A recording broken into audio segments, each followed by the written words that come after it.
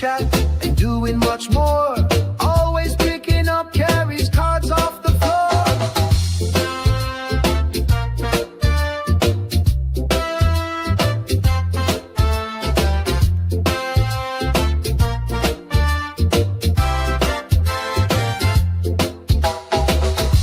They speak of mountains yet to climb,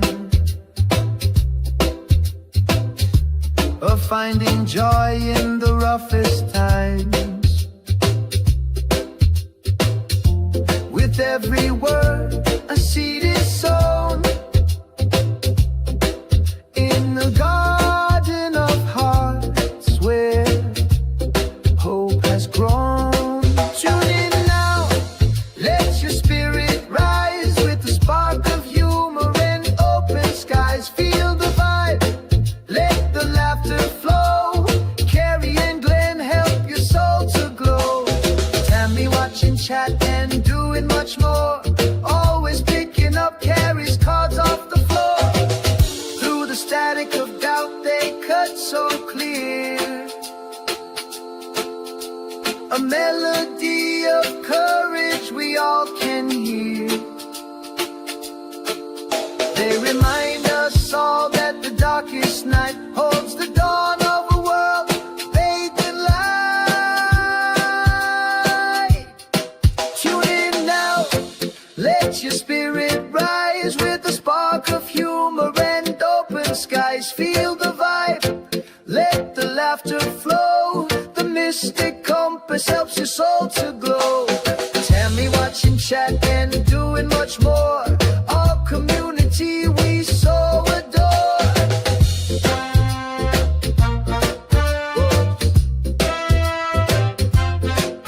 Tammy, can you get that for me?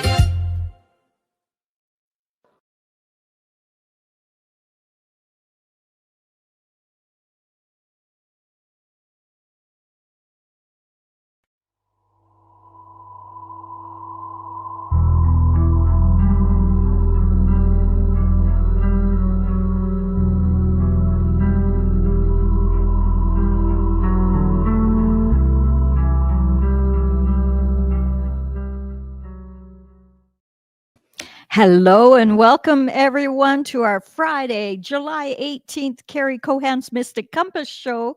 We are really excited about a special guest that's coming on to talk to us a bit later, but we have Glen in the house. I hope Glen is here. Yes?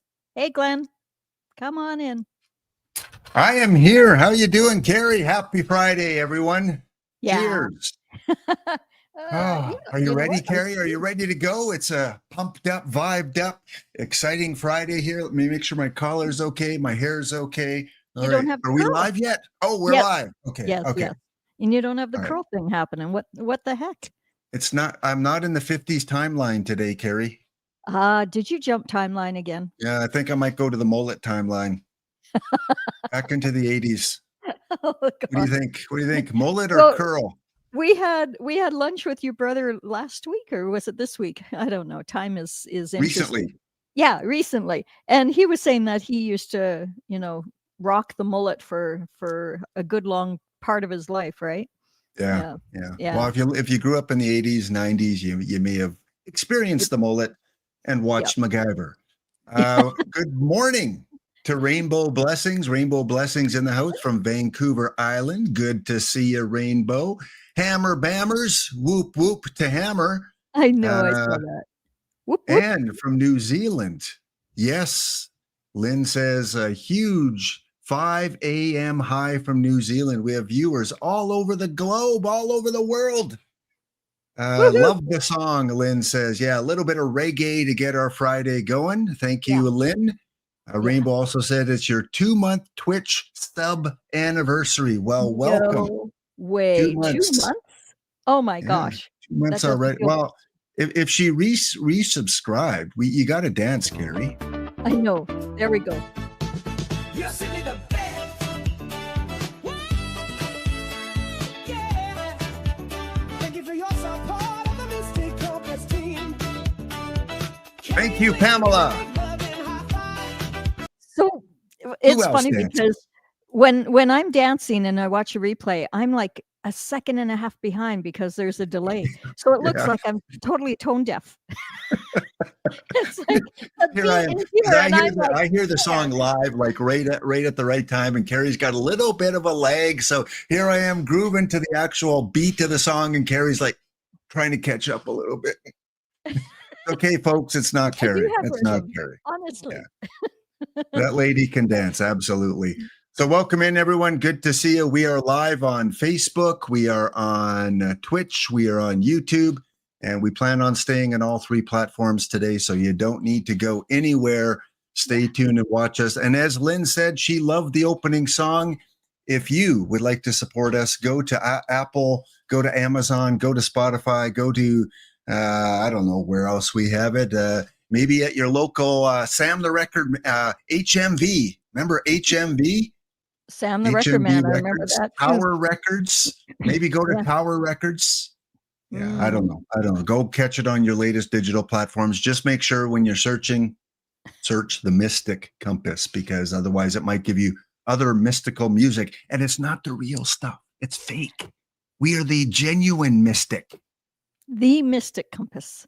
Absolutely. So I pulled a The card Mystic. this morning and I got laughter. Woohoo. And then I pulled another card with the intention of, okay, tell us about the show today. And it's like, you got the power, use laughter, use joy in order to ignite that power within. So that's the message to start off the show with today. Absolutely. And believe me, between myself and the guest, there'll be a lot of laughter. So Carrie, just kind of go along. Okay. Just laugh once in a while. Make us look good, Carrie. Okay. Well, if you're on Twitch, as Pamela is, thank you, Pamela, for resubbing. Again, if you're members of Amazon Prime, you can do this for free. You don't have to pay a cent, but still we get some of the Bezos money if you use your Amazon Prime subscription. No cost to you, and we get a little bit back from Amazon. So Tammy can post a link in the chat how you can do that if you're a Prime member. And thank you to our supporters on all three platforms, Facebook, YouTube, and Twitch. Okay, well, we have a guest in the green room right now. He's munching away on the Timbits. We always like to leave a little bit of Canadian flavor, some Timbits, some maple syrup, maybe some Tim Hortons coffee. I don't know if he's a coffee drinker, but hope you're enjoying that in the green room, Daniel. Did I say his name? Was it a little bit early? Well, we have a guest today on our new segment, Hello, My Name Is, and it is Daniel Jackson. So chat, when we bring him on, please give him a lovely Mystic Compass round of applause. So a little bit about Daniel first. Would you like me to read this, Carrie? Would you like to read it? No, this is your forte, please. Okay. So a little bit of a background. And then before we ask Daniel about more details, we're going to ask him 6 questions, because that's what we do in this segment. Hello, my name is. We just start off with some deep, dark, light personal secrets. Nothing dark here. Nothing dark. Nothing. Daniel has been gifted with the ability to communicate with archangels and spirit. With this information, he guides and assists others to fulfill their spiritual path. His main goal is to teach people about their reason for existence and to help them become a better version of themselves. It is with this intention that he operates out of a spirit of love and compassion. Daniel has been able to help many people in finding their true path with amazing results. Daniel takes extreme pride in his ability to answer all of the unanswered questions. So it sounds like he fits exactly what our channel likes to do, instill light and love and compassion and guidance. So welcome to the channel for the first time, Daniel Jackson. How you doing, Daniel? Hey, Daniel. I am doing great. How you guys doing? I love that music. I was doing the Cabbage Patch over here, so but I don't know how well my dancing routine usually looks like the Elaine dance, so it's usually not too. And I'm way behind the beat, so but it's okay. What's the Cabbage Patch dance? I don't know if I'm familiar with that. Oh, well, come on, you remember that, don't you? Yeah, you're both old like me. Exactly, right? Yes. Gosh. Well, I would have paid money to see that one. I could have done this one where they do to move the head to go. That one too, but yeah, I don't creaking my neck. Now we have to do like the robot, right? In today's age. Oh, Yeah. yeah. Do that. That's the silly robot song. That's So kind of Daniel, weird. I I used walk to be around the really house good at that. sometimes like a robot. So, yeah, yeah, ask my wife. I do the same thing. it's a thing. So There you go. Daniel, you're coming from the US, right? Is that correct? Yes, I live in Arizona. I'm originally from the East Coast. I grew up in New Jersey up until I was 17, and I moved to Delaware with my parents. What's in Delaware? Pretty much nothing, except for crowds now. That's why we kind of left. And now I live in Arizona, southern Arizona. I'm about 12 miles north of the Mexican border. I've been to Mexico a couple times. It ain't like it is on TV. Every time we go to Mexico, there's nobody there. So it's not much going on. Yeah. It's quite beautiful though, isn't it? Yeah, it's beautiful. That's Yeah. beautiful where I love live. Mexico. You go Mm. outside my house and you look to the left, and I live like a mile away from these mountains that are right. I mean, there's mountains surrounding us everywhere. It's just Wow. I live in a postcard is where I live. Oh, that sounds Nice. beautiful. Yeah. Wow. We live in a snow globe up here in Canada, just so Oh, yeah. Boo, boo. Yeah. Yeah. But, Oh no, it's yeah. beautiful. And I actually live in Portugal and the UK. So Oh, I my have a goodness. postcard, existence as well. Actually, Yeah. you should see Tammy and Glenn's place here. It is a postcard. It's so beautiful.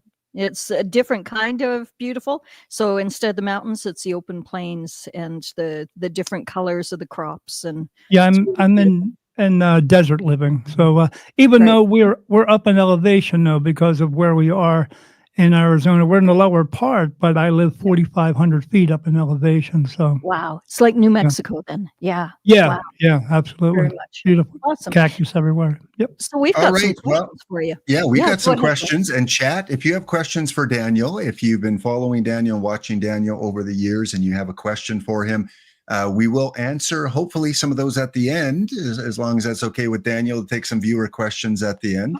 Oh, Otherwise, absolutely. Yeah, I have a message for one person on there. I know she knows what I'm talking about already. I was looking through the chat, and I get alerted by people who have some abilities, but some Mhm. of them lower abilities. And I already have a message for somebody here in the chat already. nice. Awesome. Okay, there's Okay. a Well, we'll do little that towards the teaser end for here. later. But Sure. first, Yes. we get to go first. Okay, Carrie, what would you like to ask Daniel? Oh my goodness. Well, I'm not too sure. Is the first question mine about remote viewing or yours? Yes, Okay. it's yours. So, in your remote viewing, have you ever experienced many timelines, Daniel? And do you know which ones you're currently on? Like, do you know what I mean? Sure. Well, I know there are different realms. I know exactly how many realms there are. I'm pretty sure most people don't know that. There are actually 64 realms that are out there, 64 physical realms. But every time that I'm in one of those realms, when I'm remote viewing, I'm in the timeline that I am in now, as well as they are same time. So it's present time every single time. Yeah. But when I experiencing the remote viewing part, I see some really strange things, and one of those strange things that I experience is I experience other people remote viewing me Yeah. because we have conversations. Yeah. And yeah, one of those remote viewing times I caught some people who remote viewing me, actually from out in Texas. They were at an air base, and they were using technology to remote view me. Yeah. And So you can actually what? sense when military are looking in then. Oh, I see it. I see the whole room. I see everything, and I see it in the same way that I'm looking at you right now. It's not fuzzy for me. No. It's Yeah. open just like this. Wow. But not always can I hear them, but sometimes I can. But yeah, it was funny. One of the guy I was talking to for like 45 minutes, they're trying to find out how I do what I do and Mhm. why I talk to angels and why angels talk to me and why God talks to me. And they want to know why that's happening.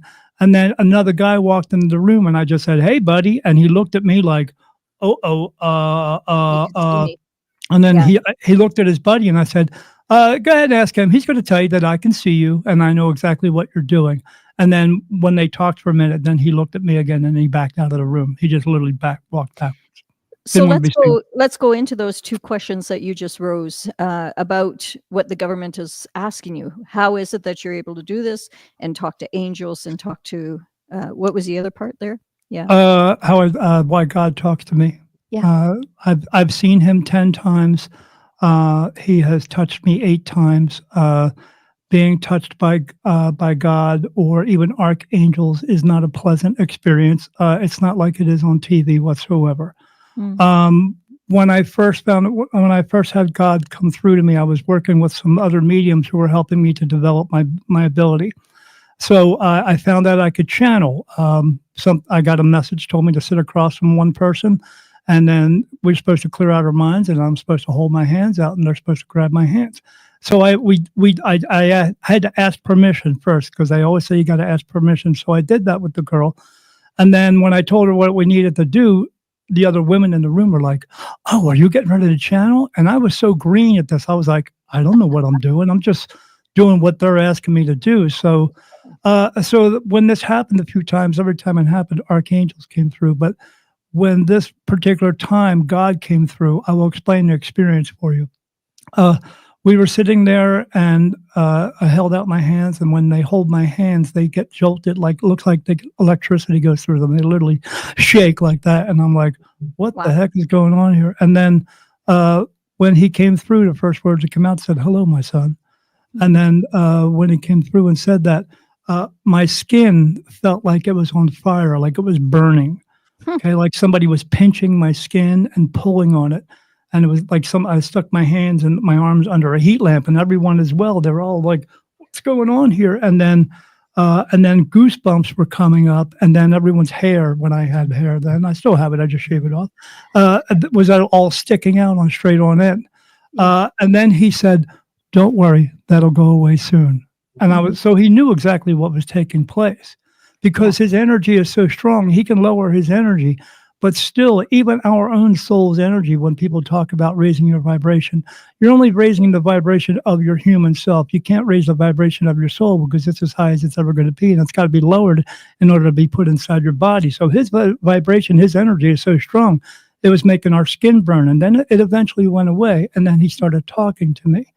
And telling me what I'm supposed to do, and told him one of the big things was he said I needed to learn to trust myself more because I was having an issue with trust.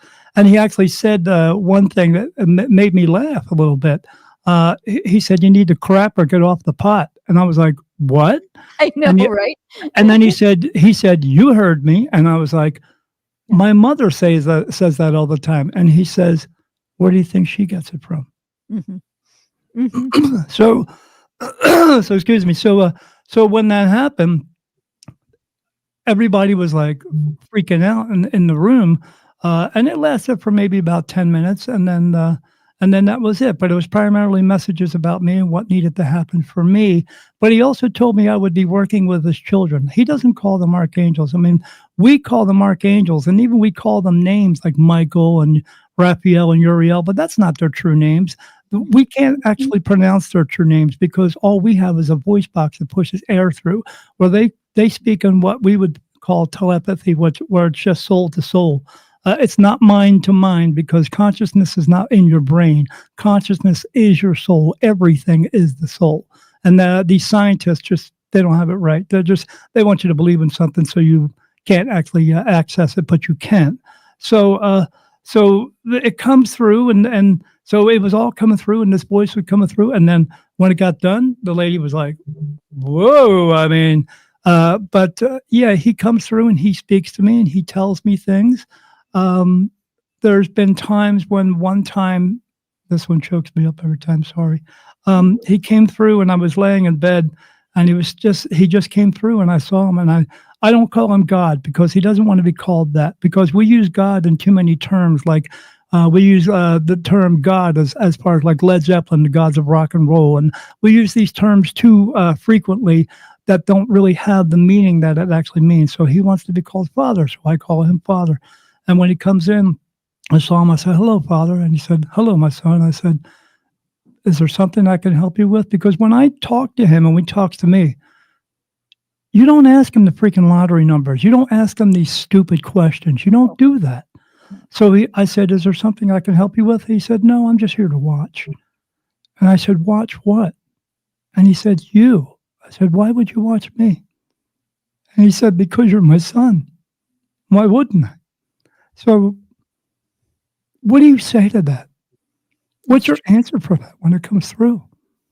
It's You beautiful. just you just you stiffen up. You don't know what to say,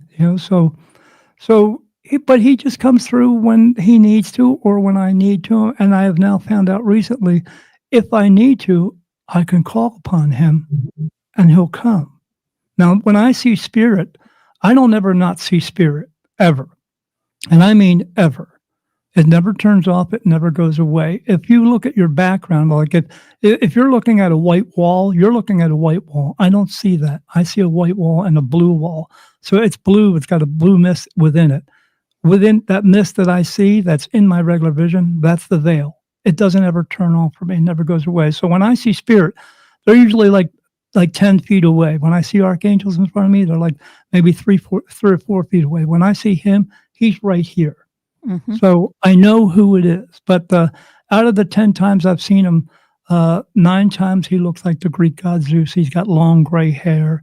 He's got these crow's feet. They're kind of neat to see. But one time he came through genderless because God is neither he or she. God just is.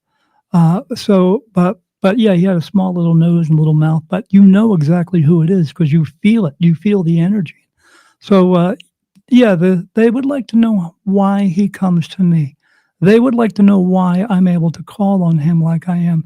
And they would like to know why I'm able to communicate with archangels that I do, because I see them every single day, every moment of the day, and I'm seeing them right now. So it never goes away. It never turns off. They touch me on my face for yes and no. When I get a yes, it feels like blood dripping across my eye or on my head somewhere. When I get a no, it feels like a tear running down my face. It happens all day. That doesn't turn off either. I'm in communication all the time. In the beginning, it was just 2 touches, one here, one here. Now it's 99. I know all the names who are touching me and when they are touching me and who's doing it. Oh, you inspire me. I want to do more. This is beautiful. Wow. So the burning sensation that you were having, sorry, Glenn, we're kind of going off the chart of our questions, if that's all right. But that burning sensation, what I could see is it was like a clearing, like when he said that's going to go away. It was like Oh, we're that's burning. not the No? first clearing. No, Yeah. in order Did you feel that it was in order clearing though? yeah, part of it, but in order to work with archangels, that's another clearing that has to come through. Your body has to be purged. It has to be cleansed in order to do that. So when I see them at night, I used to see these glowing white lights next to me and around me, and then now I actually see them for what they actually look like. Yeah. Angels are not men with wings and shields and swords by any means. You don't have a guardian angel following you around.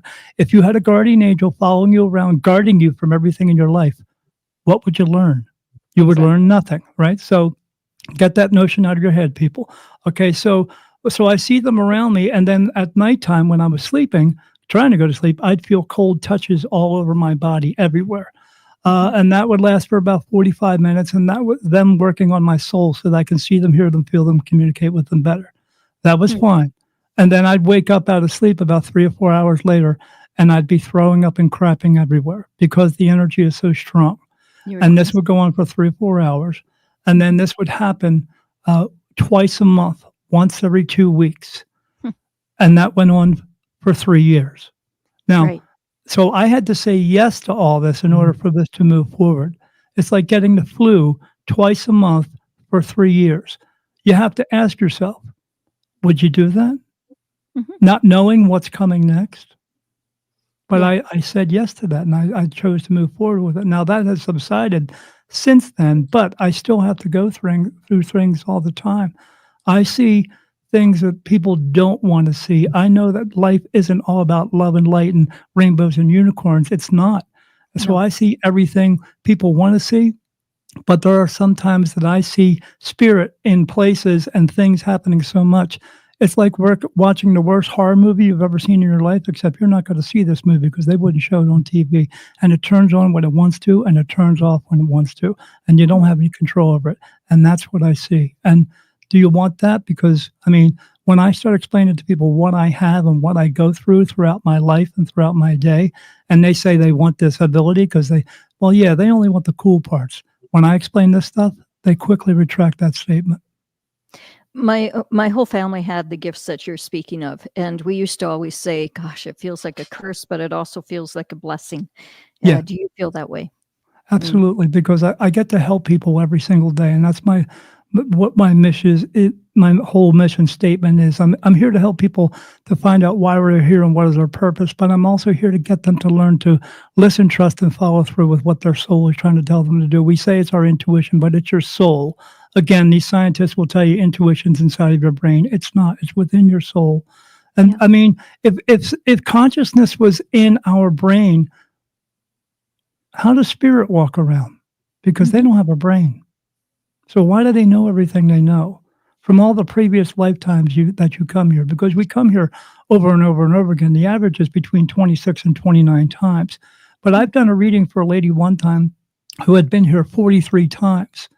And this is the type of reading that I do because she said, "Do I have time to fulfill my purpose, Daniel?" I said, "No, you have run out of time." And she said, "I have." I said, "Yeah, you haven't been doing the things what you needed to do." We went through all this stuff, but so if I told you that you ran out of time, what would that sound like to you? Hallelujah. I've had a real interesting time here. I'm sure Glenn has. He'd be like, "Okay, I'm good." Yeah. Well, that was not Yep. the answer. If I told you that was my nice way of telling her she was going to die soon. She did 6 months later. Yeah. She has Yeah. to come back again and do it all over again because she was Mm. such a horrible person throughout her life. And Ah, that's why you come back. It's not about learning lessons. You do learn lessons, but every time you're here, you're going to learn lessons. But right. the reason that you're here is to fulfill your purpose. And our purpose is we're here to help each other just for the sake of helping, not because you can, but because you should in a way where you're going to help them do something physically they cannot do for themselves, or you're helping them to figure it out. Like if you see a dog in the middle of the street, and you go, "Let me go get that dog out of the road. Let me help the dog. Let me find its owner." That's fulfilling your purpose. Or you're that person that says, "You know what? I don't got time for that dog today. I'm late for work." Well, if you're late for work, get up earlier. It's that simple.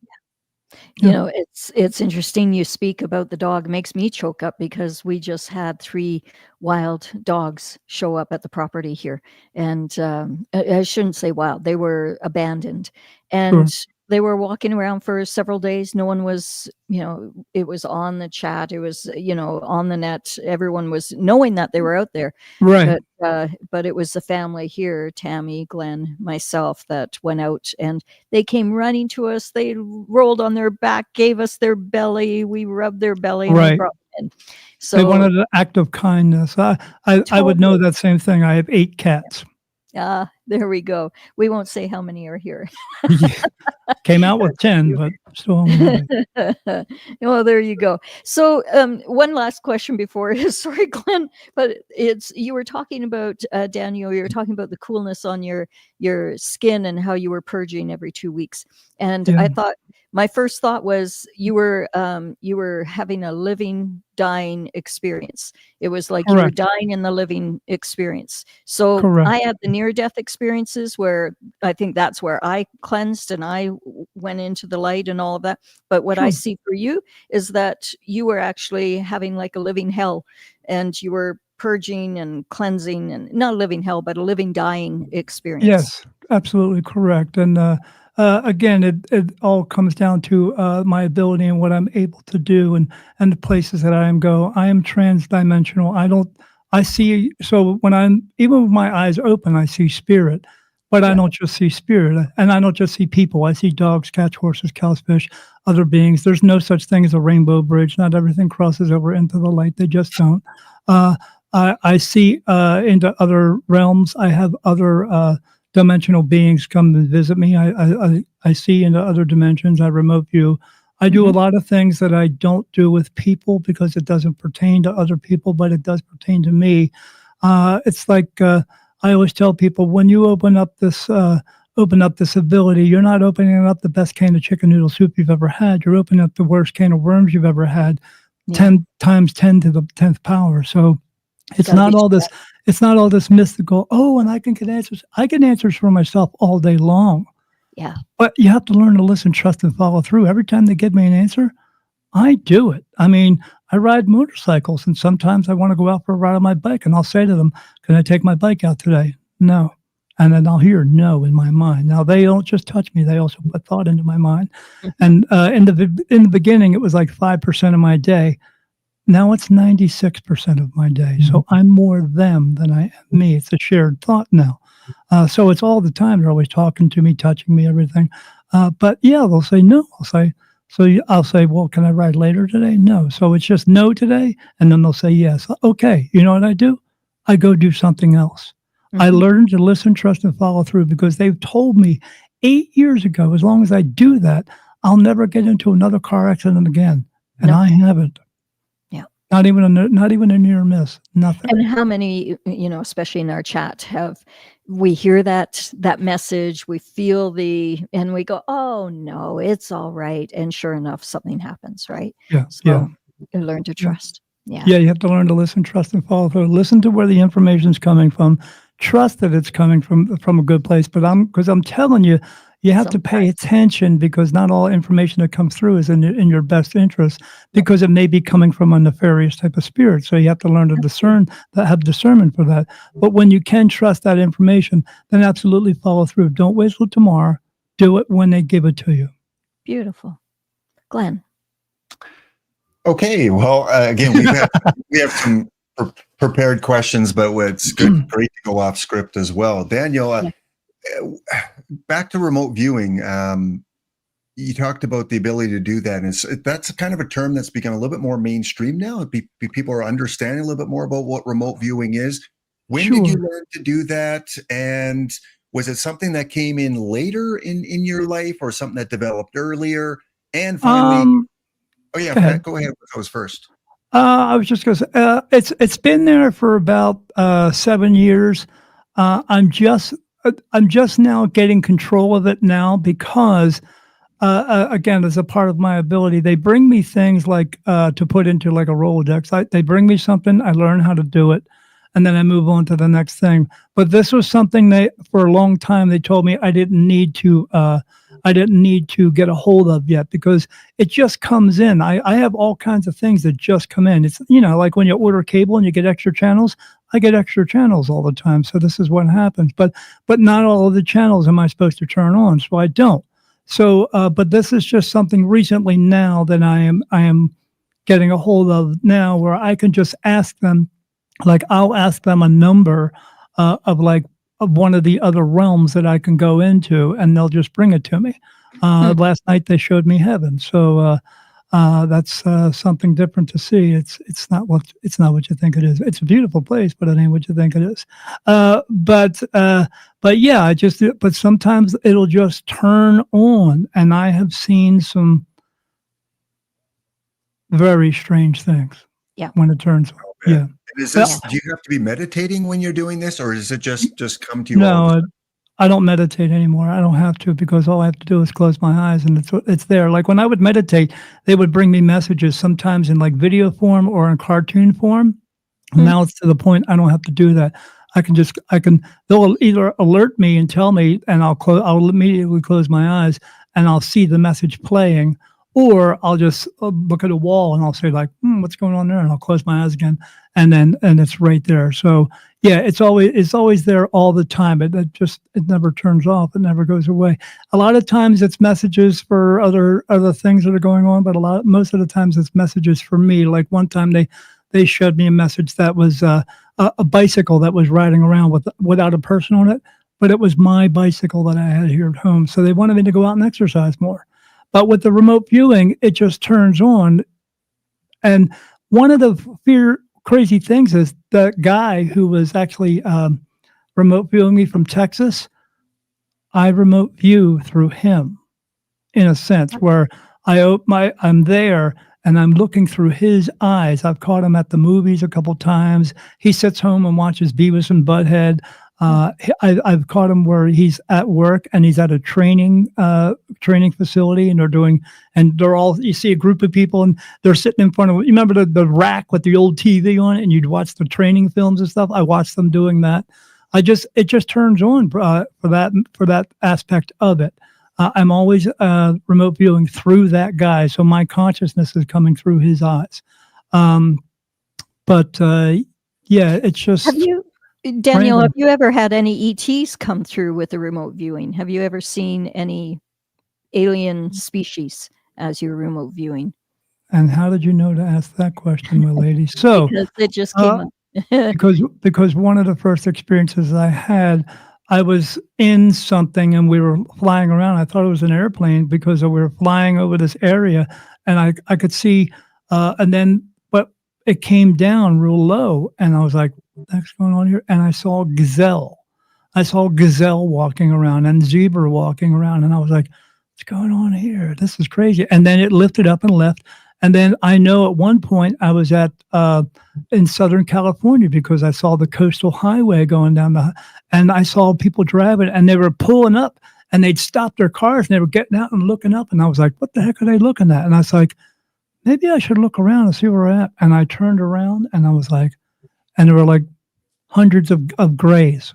Yeah. And I was like, Short or tall? they were tall. Tall. And I was like, okay, let me just, and it kind of frightened me because I was like, Yeah. and then I asked, I said, can they see me? And I got touched no. And I was like, oh, okay. So just my consciousness is here. Yeah. So I just immediately turned around and then I was watching for a while. And then all of a sudden I saw them above water and they went whoop, right down into the water. I saw the propeller of a boat of a big giant ship and they were just floating through. And I said, I got to get out of this. I shook my head and out that quick. It was strange. Have you had It's any remote. other? Yeah, sorry. Go ahead. Yeah, it's to stay on remote viewing for a while since I find this remote viewing fascinating to learn about Sure. it. Sure. Is it past, present, and future that you can remote view, or is it one specific period of time that most For of me, your it's views come? I'm always in the present. I'm always in the present, whatever's going on. Yeah. Okay, and is Yeah. it something that everyone can develop if they really wanted to, or is it a gift only meant for certain people? No, you can't develop it like that, like to this extreme. No, you with anything with this ability, you either have it or you don't. And you have it because it comes through with your soul. Now, as like you were talking about, Carrie, with your family having it, it's not a passed down thing. Everybody gets it with their soul, but you come into the same family. You come Yep. into the same family every single time that you reincarnate. So, but sometimes you wake up with it and sometimes you don't. But we all wake up with it a little bit. Because why? Because you come from a perfect place. We all come from the same family, the soul family. We all come from heaven. And then you come here, but it's with your soul every single time. And you wake up with it. And because, you hear about children who go, oh, I saw grandma and grandpa and stuff like that. But the worst thing people can do is tell them, oh, you just have an imaginary friend. What they should be telling them is, hey, what can grandmom tell me? I mean, because the only reason we don't do that is because we haven't been taught the true meaning of life and death. That's why we don't have the true meaning of an understanding of why we're here. So so the society wants us to be afraid of it. And this is, you're a freak or something like that. But we're not. You're coming from a perfect place. So you either have this or you don't. And so the stronger ones are. I mean, it's within you because it's with your soul. But Yeah. there, some of us, as I always explain to everyone, some of us are just meant to be teachers.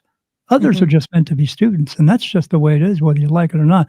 I didn't ask for this as a child. It just is. Mhm. Just chosen for it. I've witnessed it in my husband, though. He's in England, and he started off meditating, and he wasn't able to see anything. I think everyone is able to tap into whatever it is they desire. If Absolutely, they you're set tapping their into your mind about soul. yes, and if they command inside them, "This is what I desire." But again, it goes back to be careful what you wish for because, boy, when you Correct. open up, it can be I mean, you're seeing stuff that is not so pleasant. You Uh, don't want to see what I see. I'm telling you. I don't care how fascinated you are, or you watch all the ghost programs. You know what I love about the ghost programs? It could be season 15, and they still come around the corner and go, oh, I see spirit every day, and I don't go. Oh, I just go, oh, hey, what's going on? So it's just ridiculously funny. I mean, they do that for a shock value to keep you watching. And the horrible part about what I do is TV and movies has really messed up what I do. They make it harder for me because people believe that angels walk around with wings. I mean, they live in a place that's fluid time, and there's no space and time. There's no wind beneath their wings in order for them to fly. So why would they have wings? You don't. So, and your grandmother doesn't die, become an archangel or an angel. It takes a very long time and a huge commitment in order to do that. So you die and you become more aware of where you are and what you're doing. Although some of them still come up to me all the time and ask me if they're dead, but they know where they are and what's going on, and the difference between where they are as they walk into the light, or the ones who stay here in the low energy realm, or what we call earthbound. Right. Would you believe, though, or would you agree, Daniel, that some angels will come and they look almost like humans, or they look like humans? You're having a conversation with them, and then you realize, they're an angel. And Well, they will do that because they will present themselves, because they are pure energy. They will present themselves in a way that so it won't scare you. Because if you saw what an angel looked like, an actual archangel looks like, you'd be frightened. I see them every day. I know what they look like. Yeah. I think that it also goes back to what you were saying about God. You saw him 9 times and he looked like Zeus with the beard. Yeah. And then the one time he looked different. So my experience, I've seen God many times. I've met with him many times as well. I've been blessed. And it's pretty cool. Yeah. And what I realized was that he's pure energy. He's pure light. And so he's pure light. What we think he looks like, he appears. Same with the angels. If we think that they have wings, we'll see them with wings, but really they're pure. Right. And energy. in order to help you feel at ease, because this is what you have been told in your mindset. Yeah. Right. But I see archangels every day long. Most of the ones that I see 8-foot praying mantises standing around me. Archangel Michael does not look like a man with a shield. He's not glowing purple. He has a wide head, but he's got these wolf eyes. He's got these floppy ears. He's got this long body and looks like a horse with like short hair on it. But yeah, he's not what you think he is. But again, he will present himself to you to make you feel at ease, because that's right. You don't have the comprehension to understand what they're all about, because they're about big picture. Again, you don't need an angel to go get a cup of freaking coffee. You don't need an angel to take 1,000 selfies and post that on Facebook. They don't do that. They do big picture things. They are trying to change this world, change this place. Because if you were to have, the only way you would have actual angels with you is because you're performing a specific task that God wants you to do, and you would know about it because you'd be having a conversation with him. And like I said, that conversation isn't pleasant when it first comes through. So this is not like TV, like the TV shows and all that stuff. It's just not like that at all.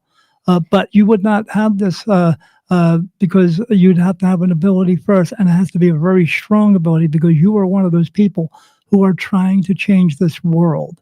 Mm-hmm. That's why you would have archangels with you. That's why God comes through to you. So he's not going to do it in nefarious ways and all this other crap that's going on. Because you're trying to help everyone, not just one person at a time. Yeah.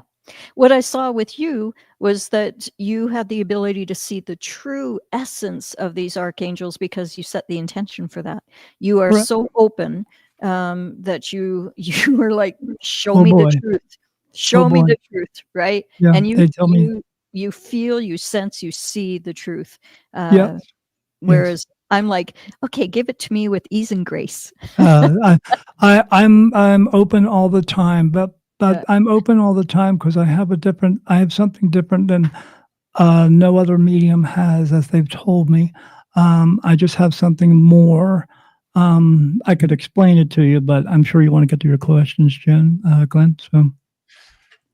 Well, I think this is a good time. Daniel Jackson does have a book out, and I did have a question about the process, because Carrie just last weekend went through a workshop and, inspiring other people and how they can get their message through books. And I saw in your introduction that you were inspired. You were in the dark. You were, sitting there. You were just alone in the dark, and I guess a man in a white beard or a gray beard came and with a bunch of scrolls. And you read the book, did you? Good for you. Parts of it, I didn't read it all. Yeah. I didn't read all, but parts of it. And so he was coming to you with these scrolls, and that inspired you to write the book. Tell us a little bit about the book writing process for you, because it's different for everyone. Well, yeah. So I was meditating, Glenn, and when I was meditating, I'm just sitting there waiting because I don't ask to go a specific place when I meditate. They told me to just sometimes you just have to just be. And I said, so okay, so whatever comes to me. Now, I tell people when they do meditate that they should, before meditating, don't just sit there and wait for something to happen. If you want something to happen, ask for it. I mean, when you're a kid and you were hungry, did you just stand there and wait for your mom to feed you, or just say, "Hey, mom, get me a sandwich"? Ask them something. Say, "Hey, is there anything you want me to see, hear, or feel today? Is there anything you want me to do?" So, but for this time, I was just sitting there, and then I saw this man come up and he's standing there with the scrolls on this table and he's writing stuff. And I said to them, I said, looks like he's writing something. And when I said that, a piece of paper came in front of my face that had my handwriting. And I was like, that's my handwriting. I was like, what do you want me to write a book or something? I was like, what? So I said that to a friend of mine. She said, yeah. She said, they want you to write a book. I was like, holy crap. I mean, what am I going to write about? So when I went into meditation again, they said, well, you're going to write about you. You're going to write, and then we're going to bring you some messages. And then you put that at the end. And I called those messages the basics. And these are messages that God wants us to know so that we can become the best versions of ourselves while helping others to do the same, which in turn helps us to do the same as well and fulfill our purpose. But I didn't get to the book right away because, again, I was so new at this. And then there was so much stuff going on in my life at that time. My mom wasn't doing very well. My wife's mom wasn't doing very well. But when that was all taken care of, and in a way that it gets taken care of because people pass away, everyone does. There's two rules in this world. As long as you comprehend the rules and pay attention to the rules, you're going to love everybody and yourself more. And rule number one is people die every day. And rule number two is you can't change rule number one. So you better get that straight, people. So don't, when you wake up in this world, don't let that little dash on your tombstone be the marker of your life. You go out and be the marker, and so people can see how good you are. So when I saw I was like, well, okay. So, and then when all that stuff happened and my mom had passed and her mom had passed, I said, okay, I'm going to write down everything that I know about my entire life. But one of the reasons I needed to write it all down is because the percentage-wise of them coming in and giving me information is becoming stronger and stronger. I'm losing everything that I remember about me. So I had to get it down on a book. And even today, I mean, if you ask me some intricate question somewhere in the book, I might have to actually look in the book and look for it because I can't remember it anymore. Mm-hmm. I just can't. And I wish I could, but my memory's fading. So sorry. But so I wrote everything down in a chronological order. And then I wrote down some of my favorite readings that I did throughout that time, because even that time that I wasn't writing the book, there were more things that were happening to me and happening around me that actually ended up in the book. And so I knew I had to get it down because, like I said, my memory is fading. But even when I was writing the book, I was only getting messages. I mean, I'd say only like 60% of my day. Like I said, now I'm at 96%. So it's my life is just becoming. It's all spiritual. It's my life is no longer me anymore. It's about what I'm supposed to do here. And so I wanted to write this book as a guideline for other people who are going through the same type of thing that I was going through, because I want what I want everyone to do, even if you're not having my type of issue, you're having any type of issue out in this world. I want you to go out and find your people. There's somebody else out there who can help you. There are people out there who can help you every day because they have not only gone through it, but maybe they're going through it right now.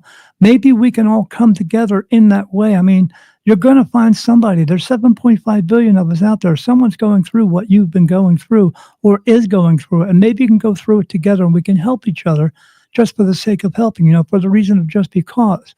So that's why I wanted to get out there to show people that, if I can do it like I did and I went out and found my people, you can do it too. We can all do it. We just have to take the time to do it. Excellent. And one more question, and then we'll go back to Carrie, just to kind of continue on with your book here.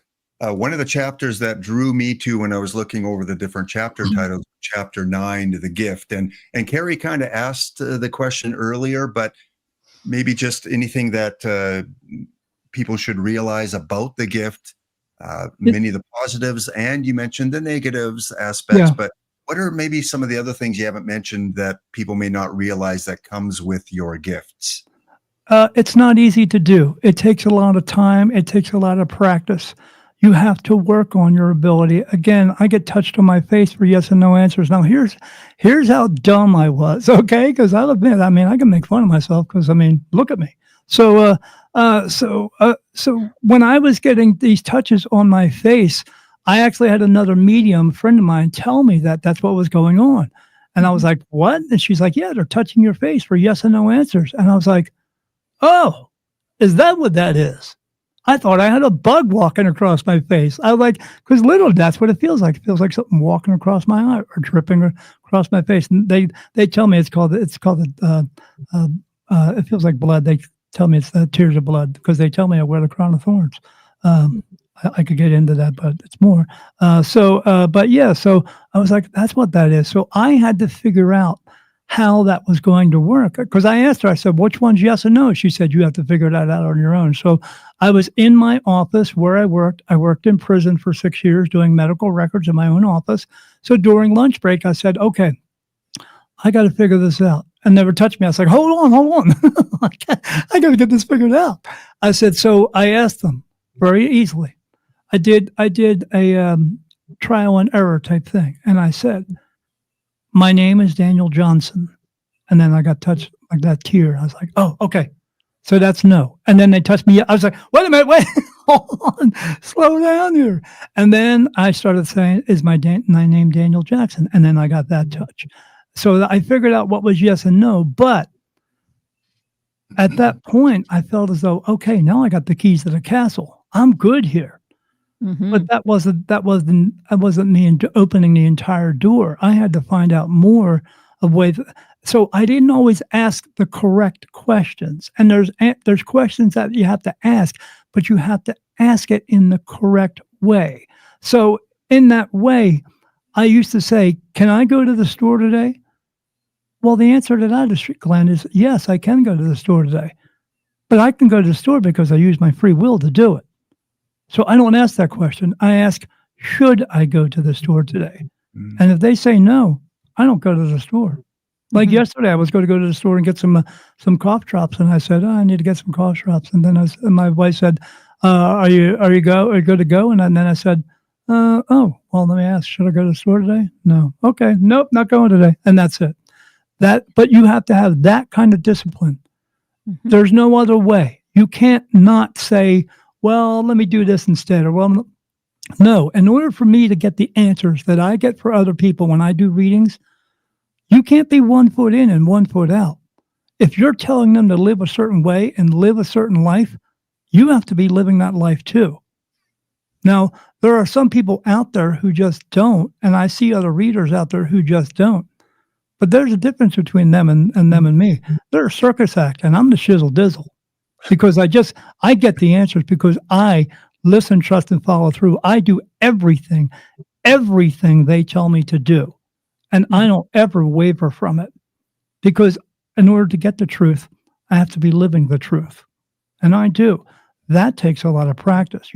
I don't go on Facebook and post like a bunch of memes and all that other crap because it's garbage. I don't do any of that. I stay out of social media. I stay away. I don't have pain, anger, sorrow, grief, guilt, anguish, all that stuff. I've learned to let it go. Mm-hmm. I don't get into the drama and all that stuff. I stay away. I mean, this is not a glamorous life. I stay in my house most of the time with my wife and my cats, and because I don't spend time out in the real world, which is supposedly real, but not really. This is the world they want you to believe, and I don't get into all that. I don't watch the news. I don't pay attention to politics. I don't care what the president is doing because he doesn't know my name and doesn't care about me, so why should I care about him? I don't do any of that stuff. And if you're out there doing that stuff, you're exactly the type of customer that they're looking for. And I say customer, because you are buying everything they're telling you to do. Because, They tell you to eat bacon one day, and they tell you not to eat bacon the next day. Or they tell you to wear this shoe, and they tell you to wear that type of pants. But you know what they do? They talk too much. So what no, we do? They talk too much. What they need to do is they need to shut the heck up. What we need to do is stop listening. And you have to be able to do that. And that's not easy. Yep, couldn't agree more. You were speaking about your wife, and when you have these kinds of gifts, again, makes me choke up, because is it a gift? Yeah, it's a gift. When you have these kinds of gifts, it takes a very unique partner to live with you. Yeah. Yeah. So how did you meet your wife, and is she gifted as well, or just a real proponent and supporter of you? This is a good one. I met my wife online. I met my wife on a dating site called plentyoffish.com. Yeah, I was on there for probably 6 or 7 years. I met somewhere between 300 and 400 women.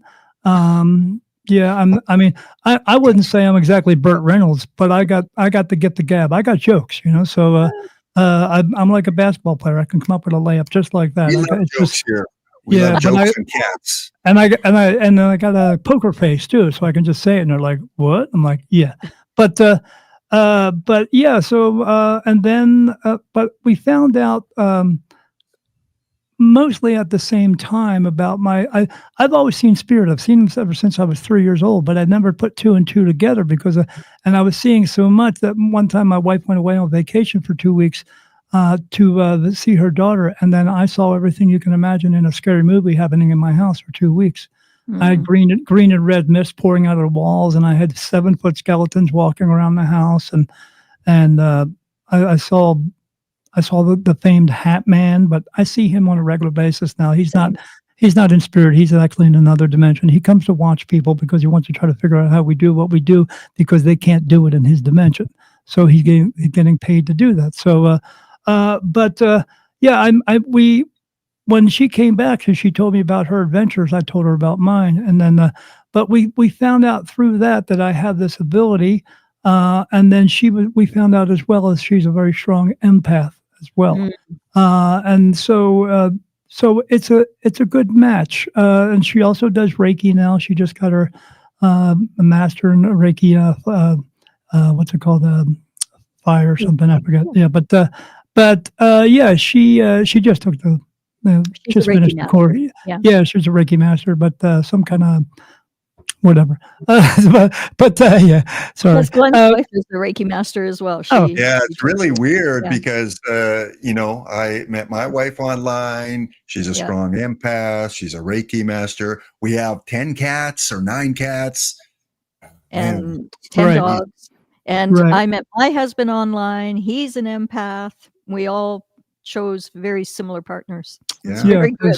Yeah. Because I like, even when I choose to try to get on your show, the way that I do it is I look at the ads and stuff like that. I'll scroll through, and when I look at them, they will alert me. They'll touch me for yes, and I'll go, "Oh, should I try to get on that one?" Yes. Yeah. Okay. So I put in my information, and that's the way I do it. Why? Because they want me to get in touch with what I call my people. Yeah. Well, you're definitely our people. My gosh, Danny, this has been such a delight. But my wife and I have been doing this together, and she's a very good ground for me, and helps me to. She even is able to get some answers as well too, and helps me with that as well. But she doesn't get what I get. But I don't meet too many people that do. But it's okay. Yeah. Yeah. So you're calling yourself a spiritual medium. And for those in our chat that don't know what that is, how would you describe yourself as a spiritual medium? Well, because I call myself spirit medium, Dan, because I see spirit, and I don't ever not see spirit. But I say that in a way just to differentiate myself among others. I mean, I know there's another guy out there named Medium Daniel, but he's not Spirit Medium Daniel. It just came to me. Again, they just tell me something, and I say, "Is that what you want me to do?" Like my book, I didn't title my book. They did. Yeah. The last page of my book says doesn't say the end. It says 2332, because that's the end. They told me that. So Yeah, everything. And I'm not a mathematician, but And it's a they mirror. told they Yeah. told right. Well, 23, 32. So if you take 23 and you add it together, what do you get? 2 plus 3 is 5. You take 32 and you add it together, what is that? 5. Put 5 and 5 together, what do you get? 10. Turn it around, what do you get? 0, 1. So the end of this place will be a new beginning and a new world. Mm-hmm. I didn't come up with that. Yeah. They did. Mm-hmm. But yeah, it's just she helps me in ways that that again, like when I do this, when I'm here with you, she takes care of all the tech. When I have a podcast on a streaming network now, and she does all the editing. She does everything. She's doing that right now as I'm in here doing this. She takes Wonderful. care of everything. When I go do shows, like I'm doing a show tomorrow up in Tucson, Arizona. We will go in and I'll help her bring the stuff in, and then she'll tell me to go take a walk and walk around and help the other people, do whatever I can. She wants to set up the booth. She doesn't want me to do it. And then when we're ready, she'll come over and she'll say, "Okay, we got some people. Okay, I don't call them customers. I don't call them clients. I don't like to because they're people.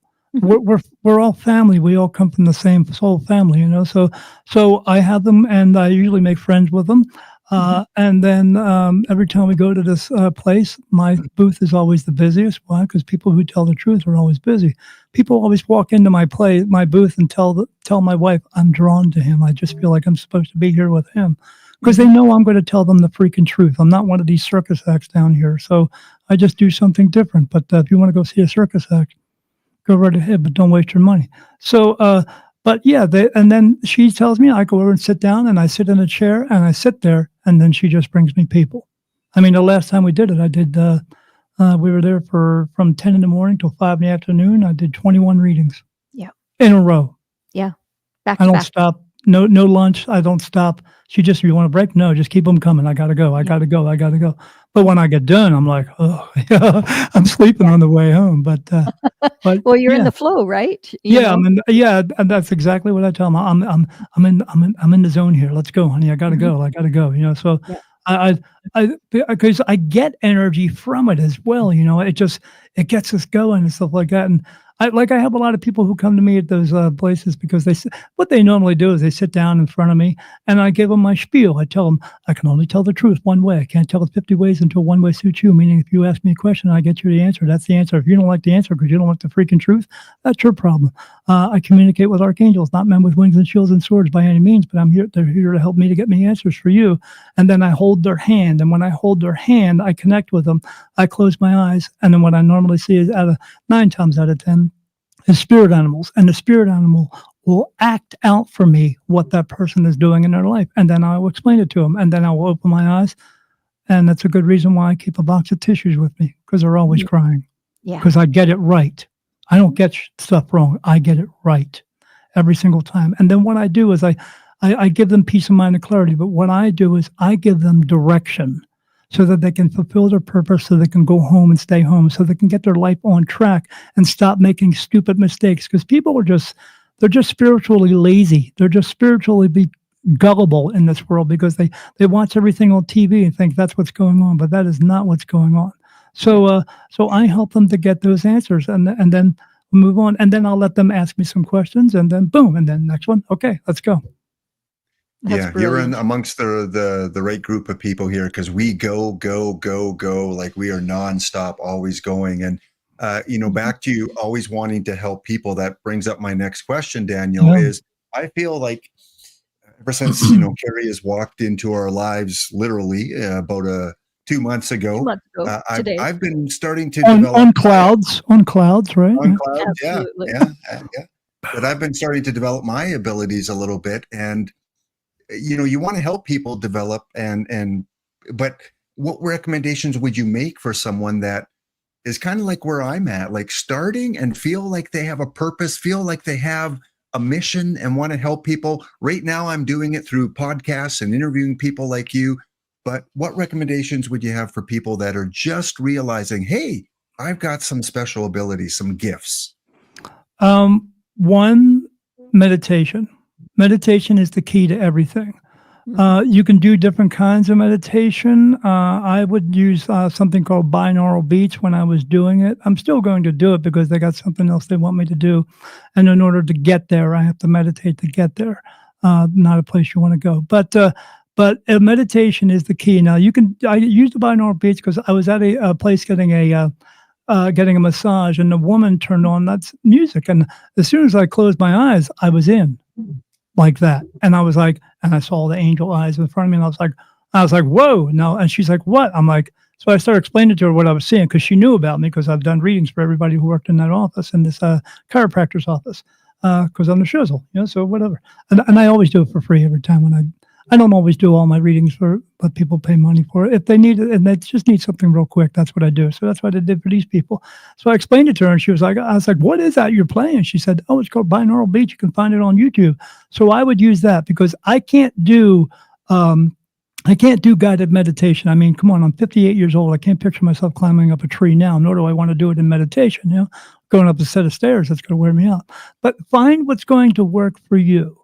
And then when you go into meditation, when you get there, because you got to be able to clear yourself out, that's where you're going to get into that lucid state, that safe space that you have no other thought going on. But like I said, before you go into it, ask out loud what you want. Tell them, because they are around you. Because when you ask them a question and you say something to them, then you are also recognizing the fact that they are actually real and you want their help. Now, if you're just going in there to get a cool story to tell your friends and stuff like that, they're going to know that, and you're not going to get the information you want. They've got to know that you are absolutely in this for the duration of how long you're going to do this, because you're going to do it for a long time if you really want to do this the correct way. And so you go in there and ask them for it, and then they'll bring it to you. Because why? Because they want to help you.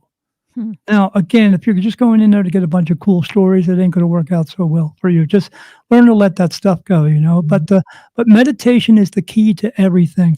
And then I also recommend, if you're going to do this, you really want to do this, take an intuition class. Take a developmental class as well. I did one of those, but the teacher got a little angry at me because I was doing an exercise with somebody. We're supposed to be putting through to each other, see if we could pick up on something. And I just put my hands out. She held my hands, and then Jesus came through, and he was upset that Jesus came through because he said, you're not supposed to be doing that. And I said, you want to tell Jesus that? So it was that kind of conversation, because when he came through, it was, he told me everything about my entire life, and then told me, he told me I was going to move out west in 4 years. 4 years later, I'm out west. But again, you have to, because what you put into it is what you're going to get out of it.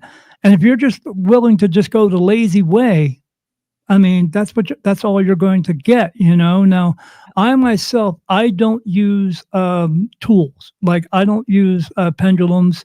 I tried using a pendulum one time. A friend of mine brought one over to the house.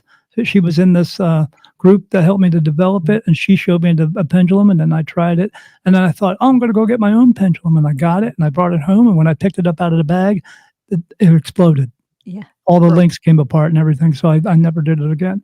I don't use cards because, again, I just get the information. All I have to do is ask. Now, if you have to use cards to help you, by all means, do what you got to do. Do what you have to do and find out what's going to work best for you, because we all have similar abilities, but we don't all get answers the same way. So you're going to have to figure out how it's going to work for you. Again, I get touched on my face for yes and no answers. They talk to me literally in my mind, but now I hear it as my own thought. It comes in, and sometimes I even have to go, did you just say that? And then they'll touch me for yes. I'll go, okay. But it's about rediscovering yourself, because you're not the same person you were. You have now turned something on that. This is kind of like a Spider-Man thing. With great power comes great responsibility, and you can't use that, in a bad way. But the one thing that I have learned through this is I get answers sometimes for people that I'm not supposed to tell.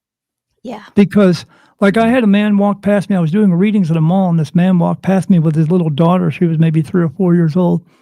And I heard a message come in and said, he's going to die when he's 47. Yeah. And I was like, whoa. And I said, so I asked my guides, I said, should I tell that person? And they said, no. And I heard no in my mind. I was like, why shouldn't I tell them? And he said, because the little girl has to learn what it's like to grow up without a father. This was her lesson from her previous lifetime that she didn't get.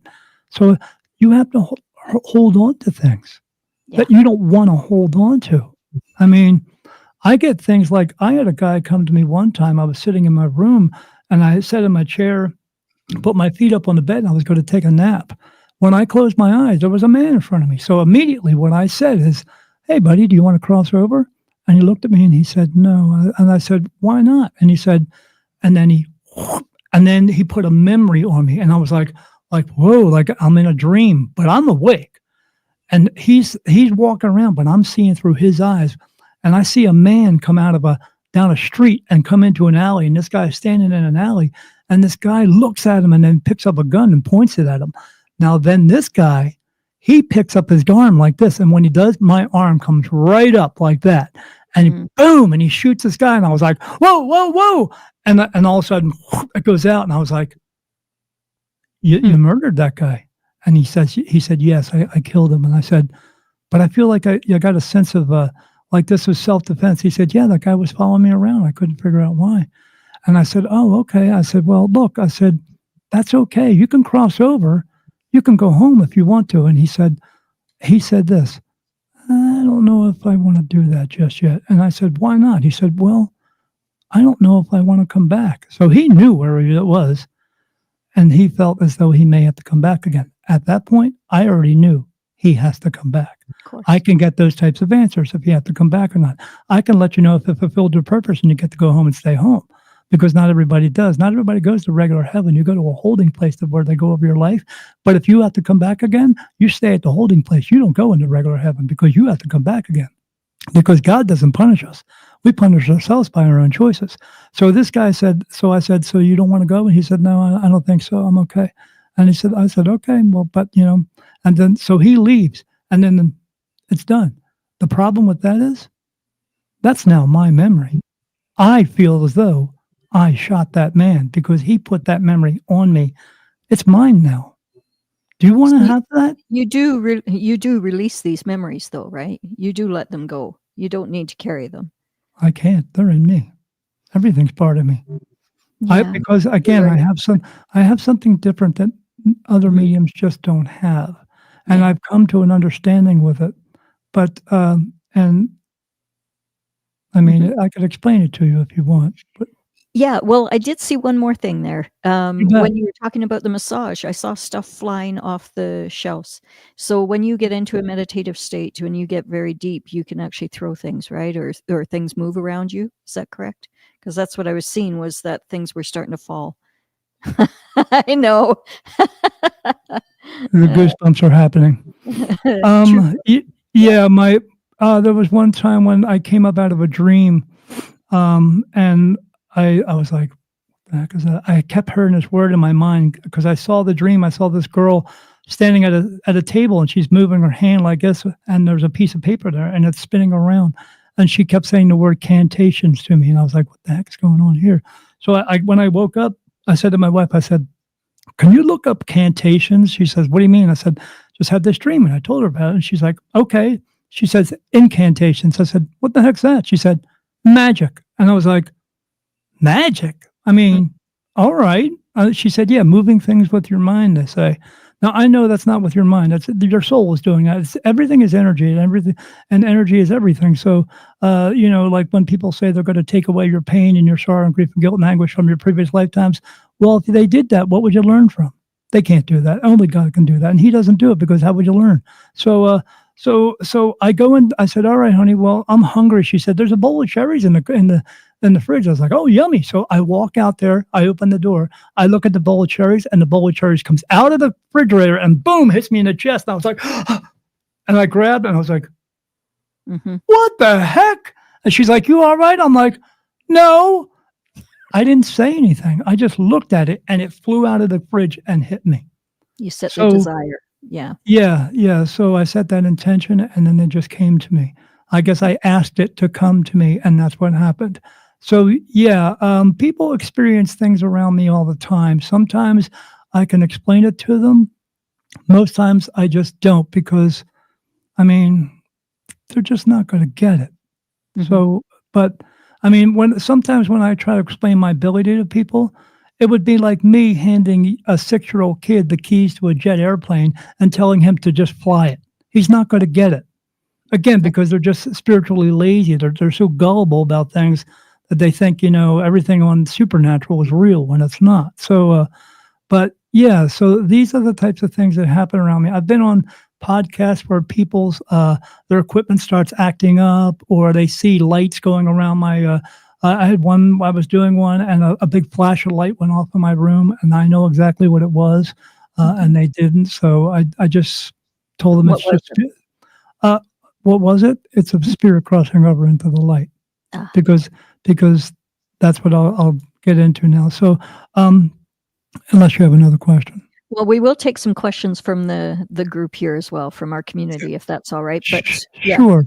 go ahead. So when everybody dies, everybody's going to die the same way. Okay, you're just going to die. It's not a matter of if; it's just a matter of when. When you're going to die, when it's your time to go, it just is. Okay, you're going to fall asleep. You're gonna wake up out of your body. You're going to look down and see your body and go, oh, I guess I don't need that anymore. You're going to take a step to the left. You're going to move to the right, and you're going to see a light that's going to turn on for you. This is a portal of light for you to step into, and you're either going to walk in or you're not. And if you take a second guess and you go, I don't know, that light's going to go click out, done, and then you get stuck here with all the gazillions.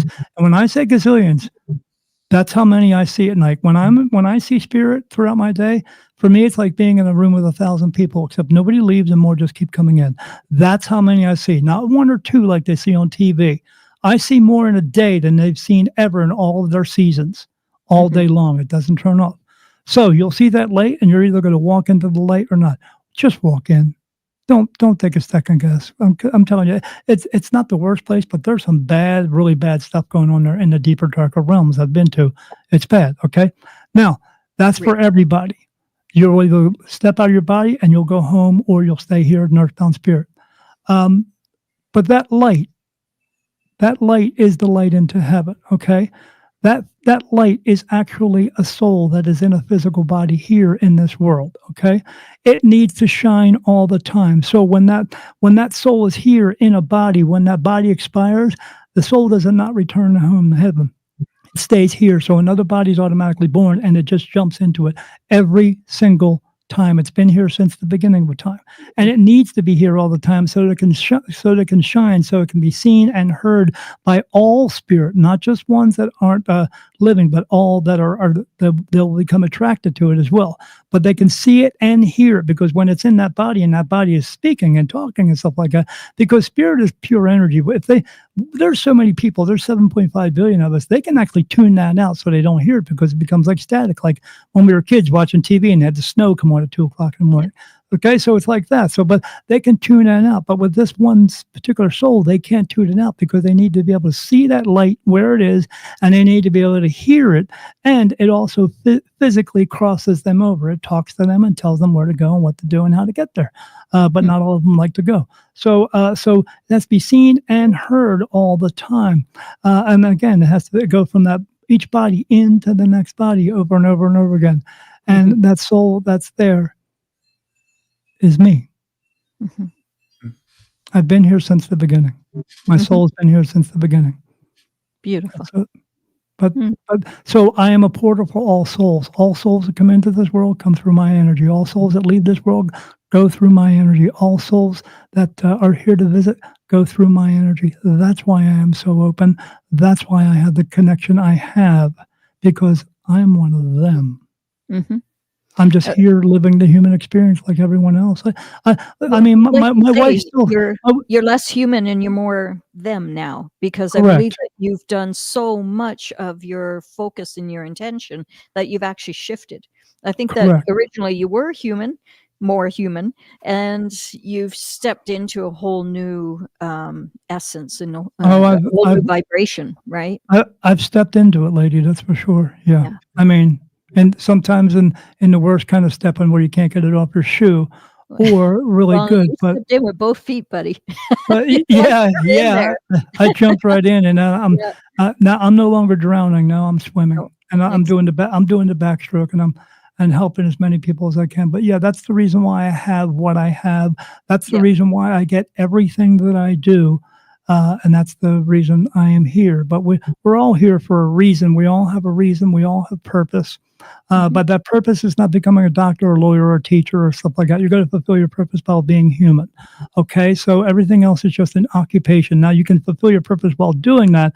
But the person who's going to fulfill their purpose doing that is the person who goes the extra mile, who will do it for that person just for the reason of just because, and not because I'm getting $10,000 more a year. That's why.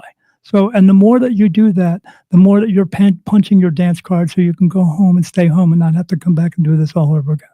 So many here ask about their life purpose, and do you want to Same thing. talk? So Yeah, yeah, exactly, right? your purpose is the same. Everybody has the same. So every time you go out and go, because the people who do the best in this world, the people who do the most good in this world, you don't hear about those people because they don't have to stand in front of a camera and say, "Look how wonderful I am. I'm feeding all these people." They don't have to be pat on the back or have all these accolades for it. They do it for the reason of just because they do good because they can and they have the ability to do that. But yeah, everyone has the same purpose as long as like. So here's your purpose. So I was at the bank about 2 months ago, and at the Wells Fargo Bank here in Sierra Vista, and that's where I live. Don't come raid my house, but just kidding. I don't care. I like to talk to people, and so I'm walking out the door, and I see a man coming across the parking lot, but he's got a walker with him. Yeah.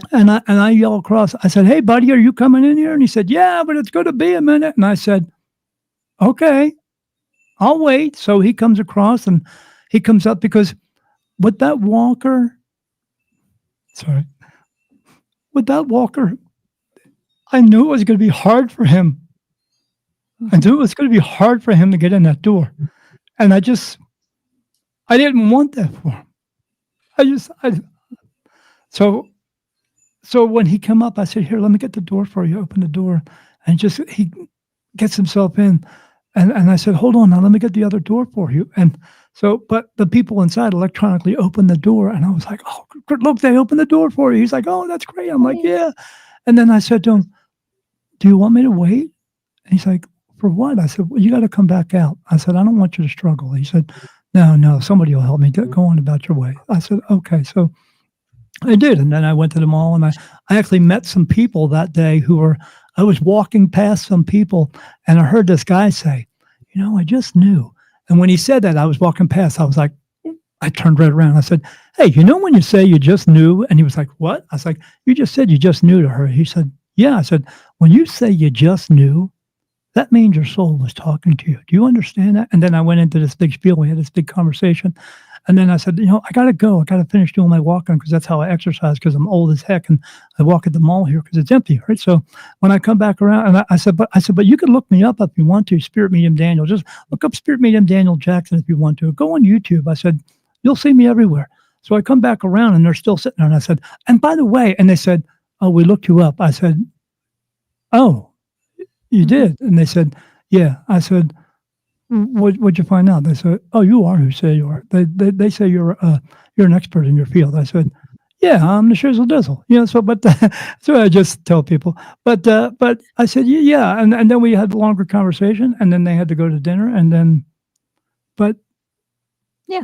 but I was fulfilling my purpose. I was doing what I was meant to do, and the Mhm. only reason I was doing that is because I learned to listen, trust, and follow through. When they tell me to go someplace, I go. Because we're So meant to do these things. life purpose is actually more in the moment than it is long term, isn't it? Absolutely. It can be long term, but it's going to be those moments.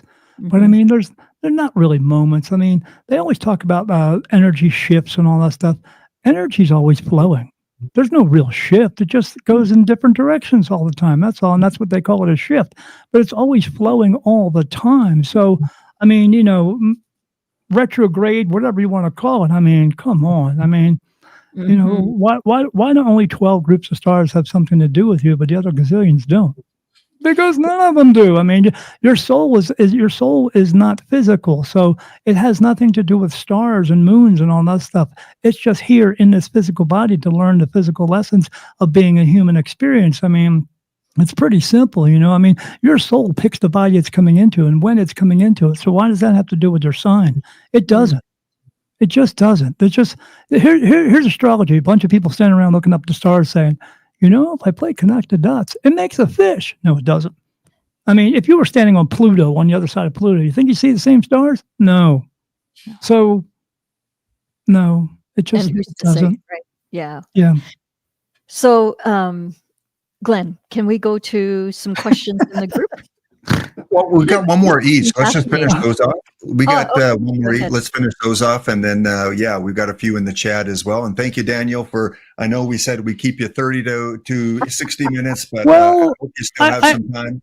I have a tend to not shut up, Glenn. So, I mean, but if you need to shut me up, I mean, you go I'm right used to it, ahead. Daniel. I'm used to it with my co-host He's here. really used to it. I can go for 2.5, 5 hours, whatever. It's the same thing. It's When you're it's in the what we moment, love, right?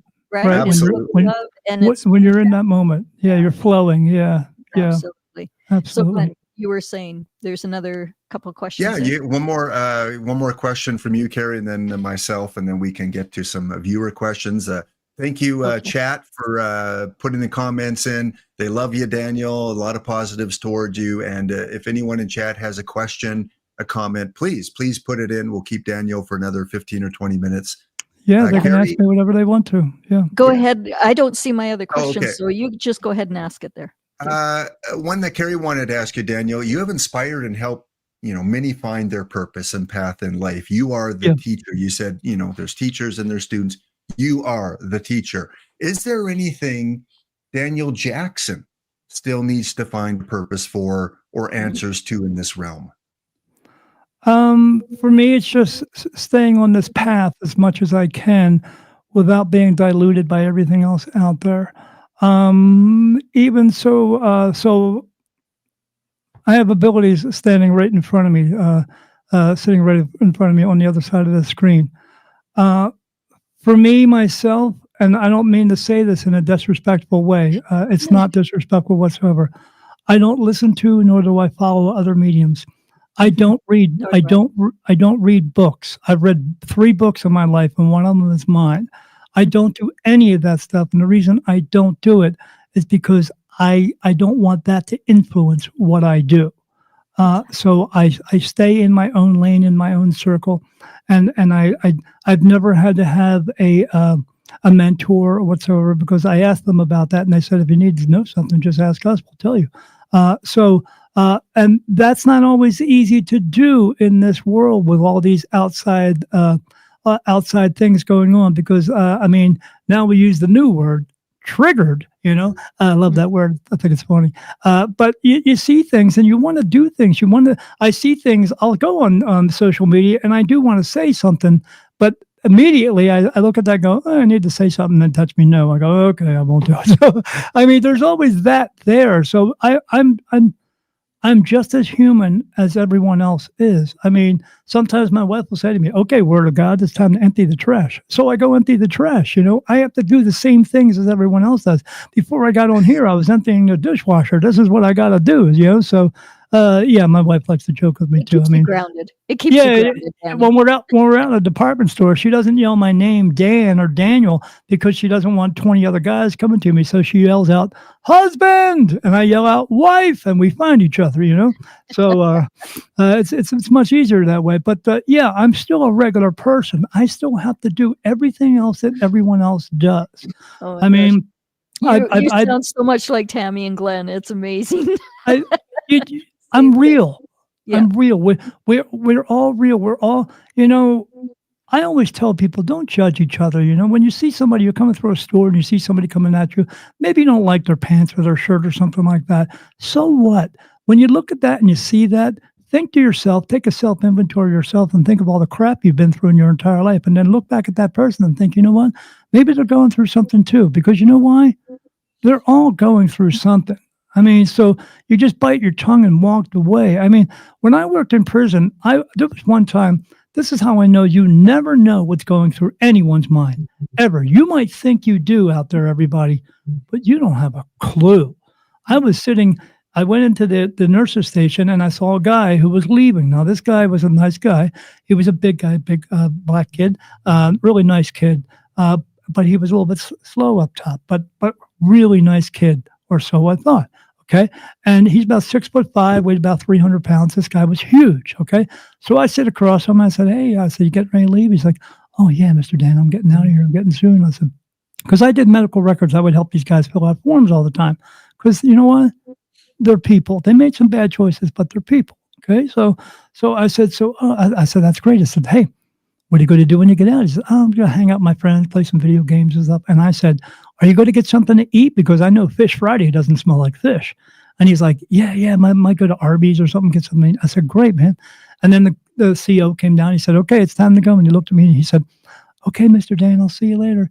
And I said, as I always tell everybody, even at the end of my show, be good and don't do any stupid stuff. But if you do, don't get caught, you know? So he says, see you later. He walks down the hallway. He turns around, looks at the guard, and then the guard jumps on top of him. And then he starts yelling for a code, and they all come down, and they're spraying him with this stuff called Capstone. This stuff is so thick that when it hits the floor, it looks like chocolate. This stuff is not your typical pepper spray. It's worse than bear spray. And so we had to close the doors because it permeates the room, and everybody's choking. You just get used to it after a while. And then they hog-tied him and brought him down to the infirmary, and then they take him down to where they bring him in and all that stuff. So I go down there later and I said, what happened? I was just talking to him. He said, he got 10 steps away from you. He turned around and looked at me and says, I'm going to kill myself and I'm taking you with me. Wow. This guy was somebody who he didn't want to go home. Mm-hmm. He wanted to stay there because he knew once he got out into the real world, his life was going to be a struggle because he can't really take care of himself. So he did what he was doing to survive. You don't ever know what's going through anyone's mind. You just don't. And we have to learn that. We can't just sit here and be these keyboard monsters and scream and yell at each other all day long thinking that's going to help, because eventually it's not. Mm-hmm. Because eventually something's going to happen to you. You put out negative energy, you're going to get it right back. So these are the things that I've had to learn. I've had to go through my life to be where I'm at, to do what I do with discernment. But no matter who comes up in front of me and sits in front of me, I don't care what you look like. I don't care. I know you're going through something, because if you weren't, you wouldn't be sitting there with me.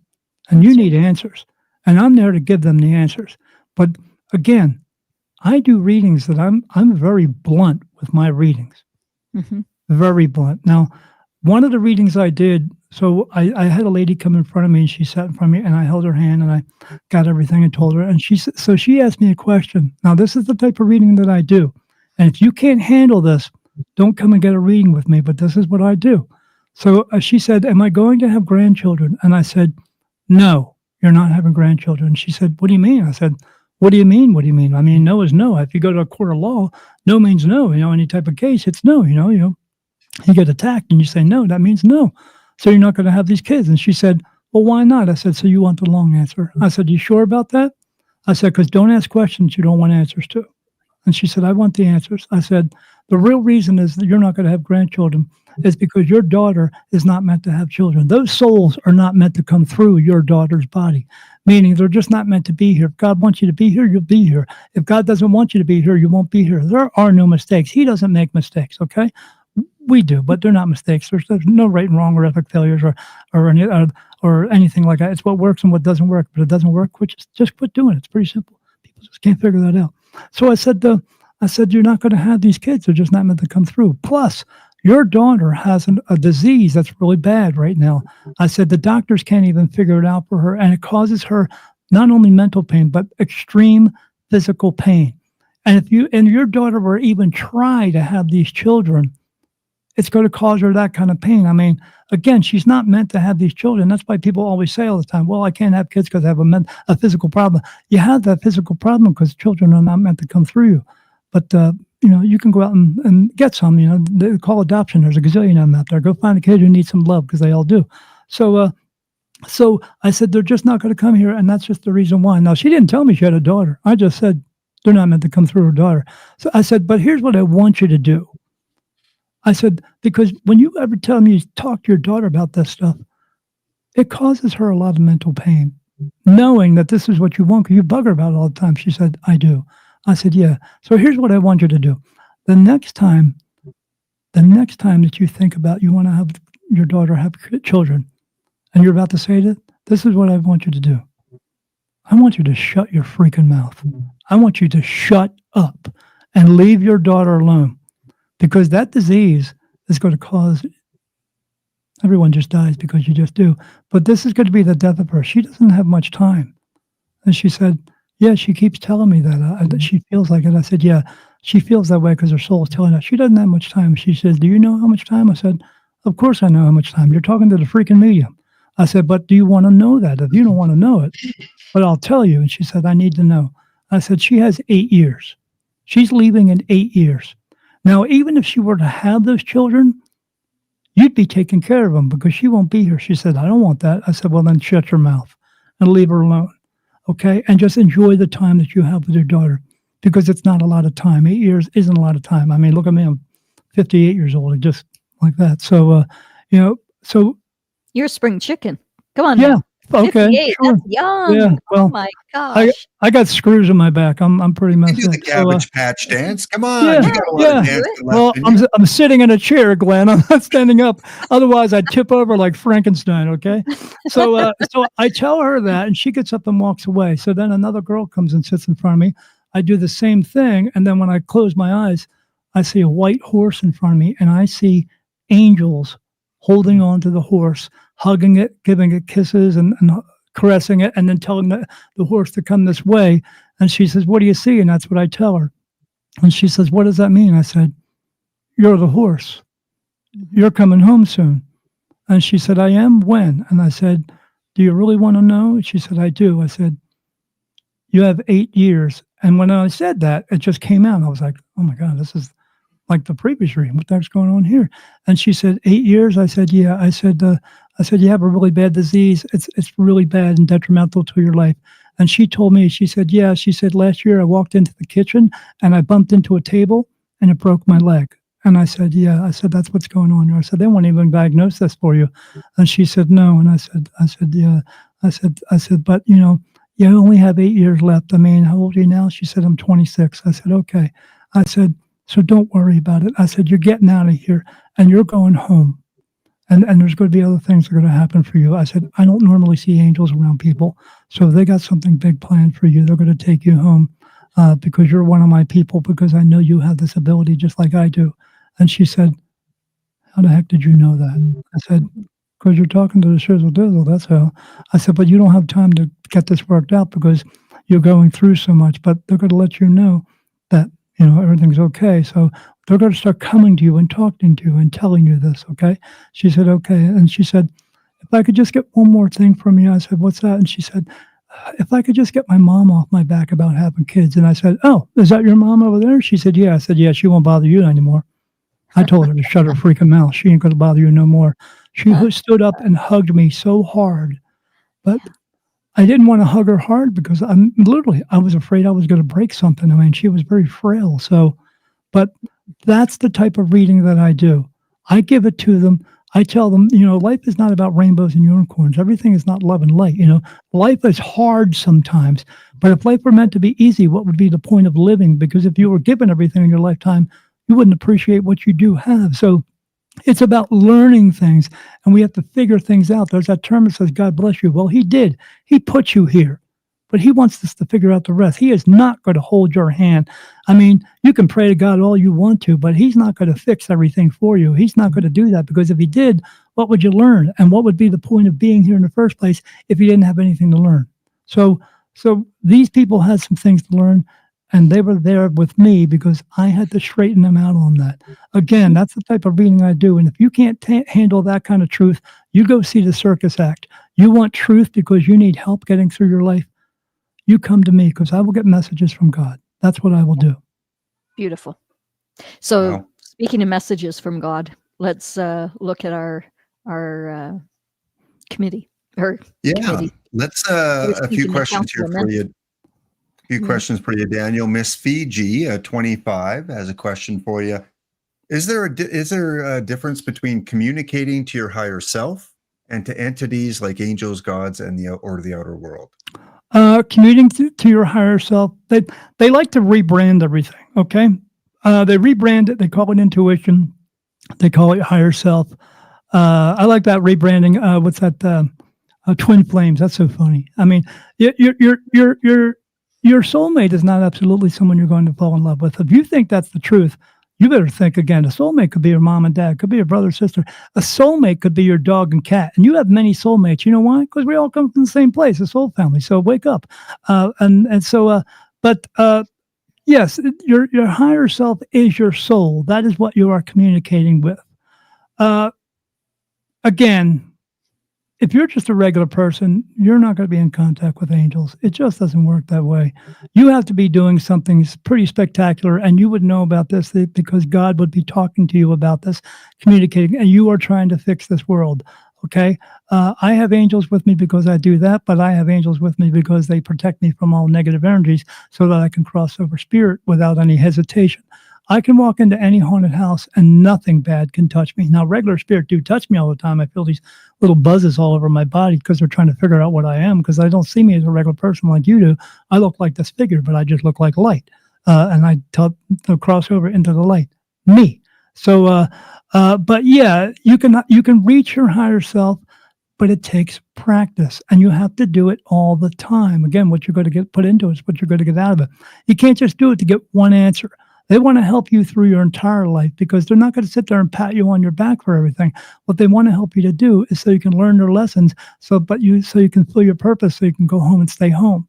Because again, the average time that people come back is between 26 and 29 times. And if you're at number 29, you're on the high side, and I don't want that for you, and he doesn't want that for you. So I'm going to help you to get those messages so that you can clear your life out and stop listening to all the bull crap in the world and get where you need to be, because that's what he wants. But he wants all of his children to come home. But you have to learn to do that, and it takes time. You have to let go of all the pain, anger, sorrow, grief, guilt, anguish, all that stuff. You have to get away from the social drama and the situational drama that's in your life. You have to let go of everything. I don't smoke. I don't drink. I don't do drugs. I have no tattoos. I don't even do CBD.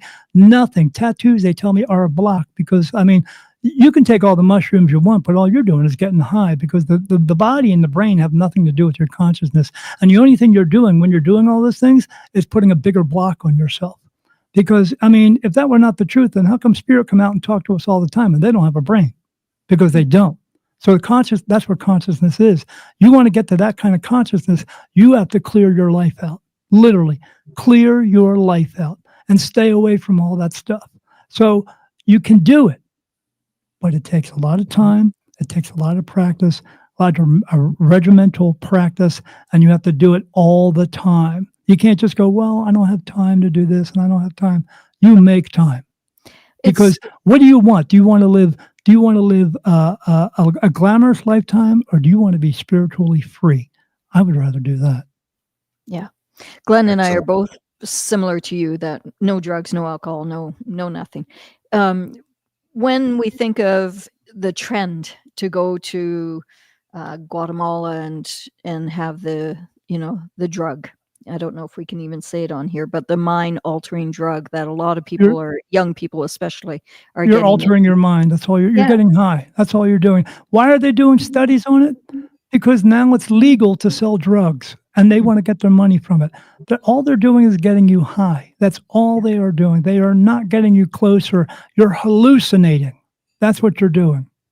Well, I feel that it's also cheating. It's also like you're trying to jump into a realm that you're not really ready for yet. They're trying to be me by but cheating a different way. I mean, if I'm able to do it, now I'm not saying you can do what I do, because you either have it or you don't. But you can get in touch with your soul. And getting in touch with your soul is a beautiful white light, bright light inside of you. It is clear and clean. You are not. And you have to be clear and clean in order to get clear and clean. I mean, there's such thing as filters, and your body is basically a block. You have to filter all those impurities out in order to get to that clearness. I'm always told, in order to have clear messages, you must be clear. That's Including what it coffee. means. Including Yeah. coffee, tea, any Yeah. artificial stimulants, I'm nothing. I'm drinking water here. It's Yeah. flavored water, root Yeah. beer, but there's no caffeine and stuff in it.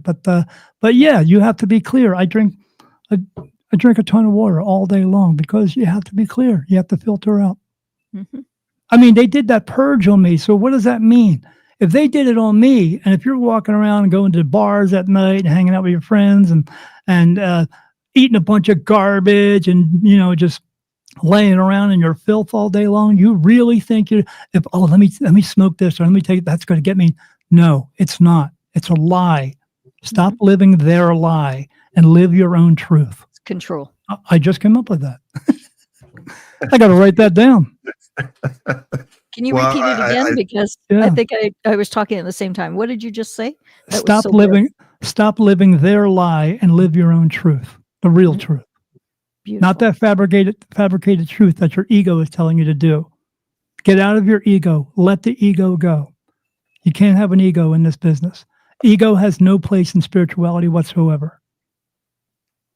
Excellent. No, And we're- yeah, this community. Did you just write that down? Are you going to I use No, I'm thinking for the title for this show. Oh. Stop living your lie. think ahead? Who's getting to Think the ahead. patent office first? Yeah, not me, Glenn. That's not me. That's for sure. Yeah, And I will I wouldn't be quote you doing. on this one. Yeah. I wouldn't be doing what I do and saying what I say if I wasn't here and I wasn't willing to share everything with everybody. Yeah. Absolutely. Another message, Pamela has been watching us since we started this up a couple months ago. I just feel a lot of, bright light around her, a lot of energy, a lot of positivity. She is saying, what a gemstone of a soul, and also asking any message for her. So that's a big misconception. I'm glad she asked that. I'm glad you asked that. And this is what I want you to do. I want you to quit with breaking the bad habits because there's a lot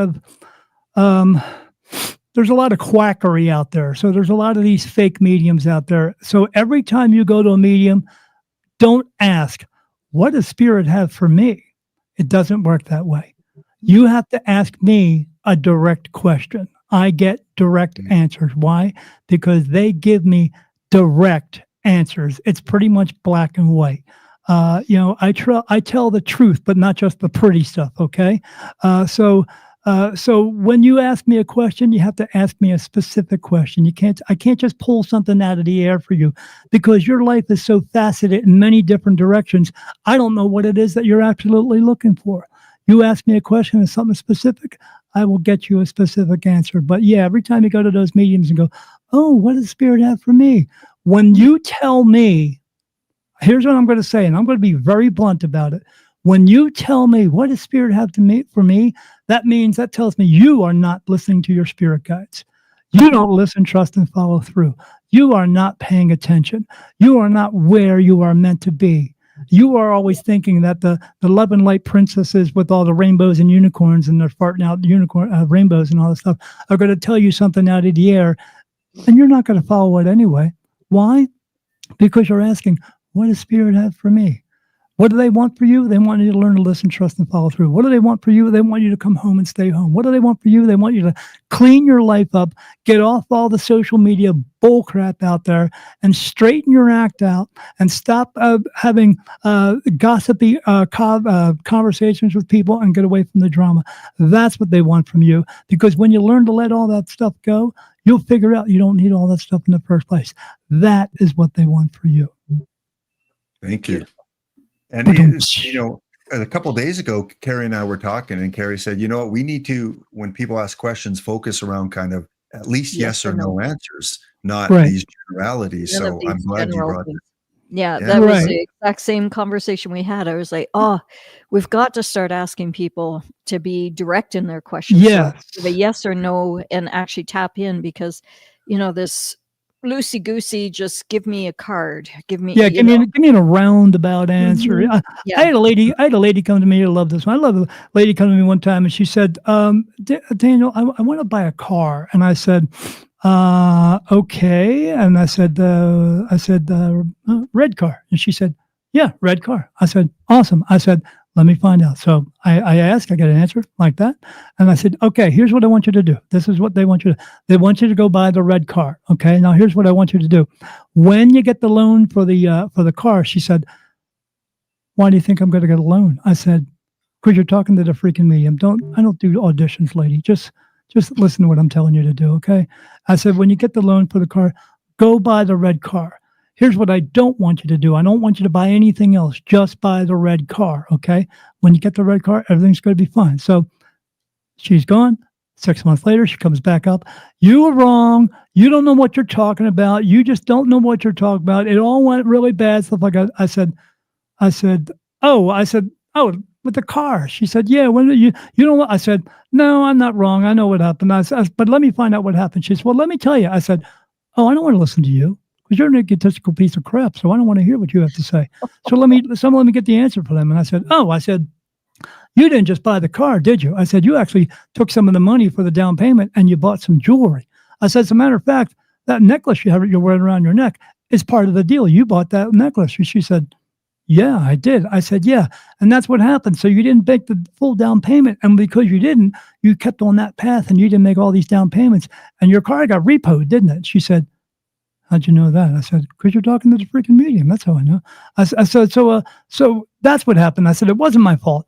It was your fault because that's what people do. They get an answer from God and then they want to turn it around and use their ego and try to make it a little bit better for themselves because that's what kind of crappy people are. So yeah, I was right. And she said, you're right. She said, you're right. I'm sorry. I didn't mean to blame you. So she said, so I have a question for you. I said, no. And she said, what do you mean no? Is that the answer to the question? I said, no. That means no, I don't have an answer for you. I'm not getting an answer for you. She said, why? I said, because you're an egotistical piece of crap, because you'll turn it around. I said, that's what you did with this time, and you're going to do it again. I said, well, here's what you do. You go get your life straightened out. You do everything that I told you to do before. And then when you come to me correct, then I will answer your questions. I said, but until that, I'm not going to answer. So I'm telling you, don't ask me before you know you're correct, because I'm going to know, because again, I get touched on my face for yes and no answers. And when people ask me questions, the first thing I do is I ask Spirit, is this person telling me the truth? And if they tell me no, that means you're telling me a manipulated truth, trying to get an answer that you want, and it's not the actual answer. I'm a human lie detector test. It's that easy. And I don't have to go, or can I please call out to the spirits and the gods? And I say, hey, is this person lying to me? Yes. Okay. And they tell me the truth? No. Okay. Okay. And I've done that with a reading with one time with a girl. I did a reading for her, and then her girlfriend come up and she asked me a bunch of questions. And I asked that question and they said, no, she's not telling you the truth. And I said, hold on, we got to stop the reading. And she said, why? I said, well, because you're not asking me truthful questions. You're asking me manipulated questions so you can get answers. So you can get answers about your girlfriend here because you don't really care for your girlfriend. And then I looked at her and I said, look at me. I'm like Bill Engvall, the comedian. She doesn't really love you. She doesn't care about you. She doesn't care about your desires or needs or anything you want. All she cares about is having power and control of you. Here's your sign. It's time to get out. So now if you're going to ask me truthful questions, I'll get you the answers. She started asking me questions. I gave her the answers, and this is what she did to me. She went to me, she went, and I said, are you humming? I said to her girlfriend, is she humming? She said, yeah, she does it to me all the time. I said, yeah, because she's blocking you out. I said, yeah, she's blocking me out. I stood up and said, here's your money. Have a great day. Walked away because I don't play around. You want answers? You want to come to me for answers? I will get you the answer. This is real business. This is real business. This is what we're here to do, is help you. But if you don't want help and you want all this fake help, no, you have a great day. Go see that circus act. So when we first came on, you said that you were looking into our group and you saw something for one person there. What were you seeing, feeling, sensing? I pick up on Lori. Real name is Lori. Yeah, let's find her name here. Oh, sorry, her name is Lynn. Sorry. Lynn, when I saw Lynn's name, Lynn's going to tell you she's exactly what I'm telling you about. Lynn's an empath.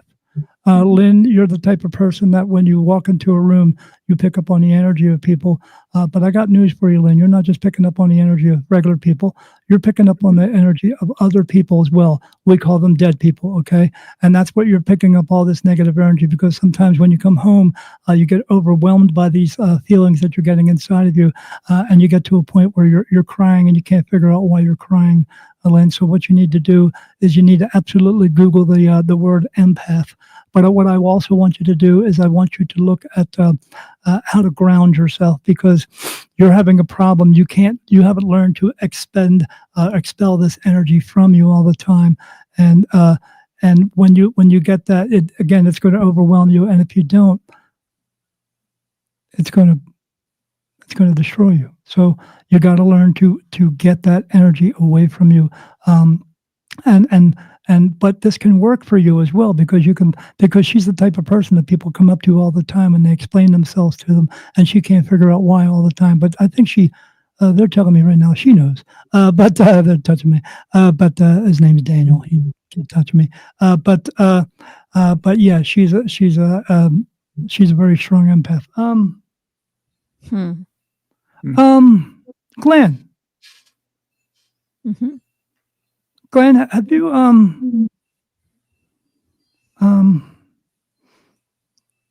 what is that? I'm sorry, I'm just asking them.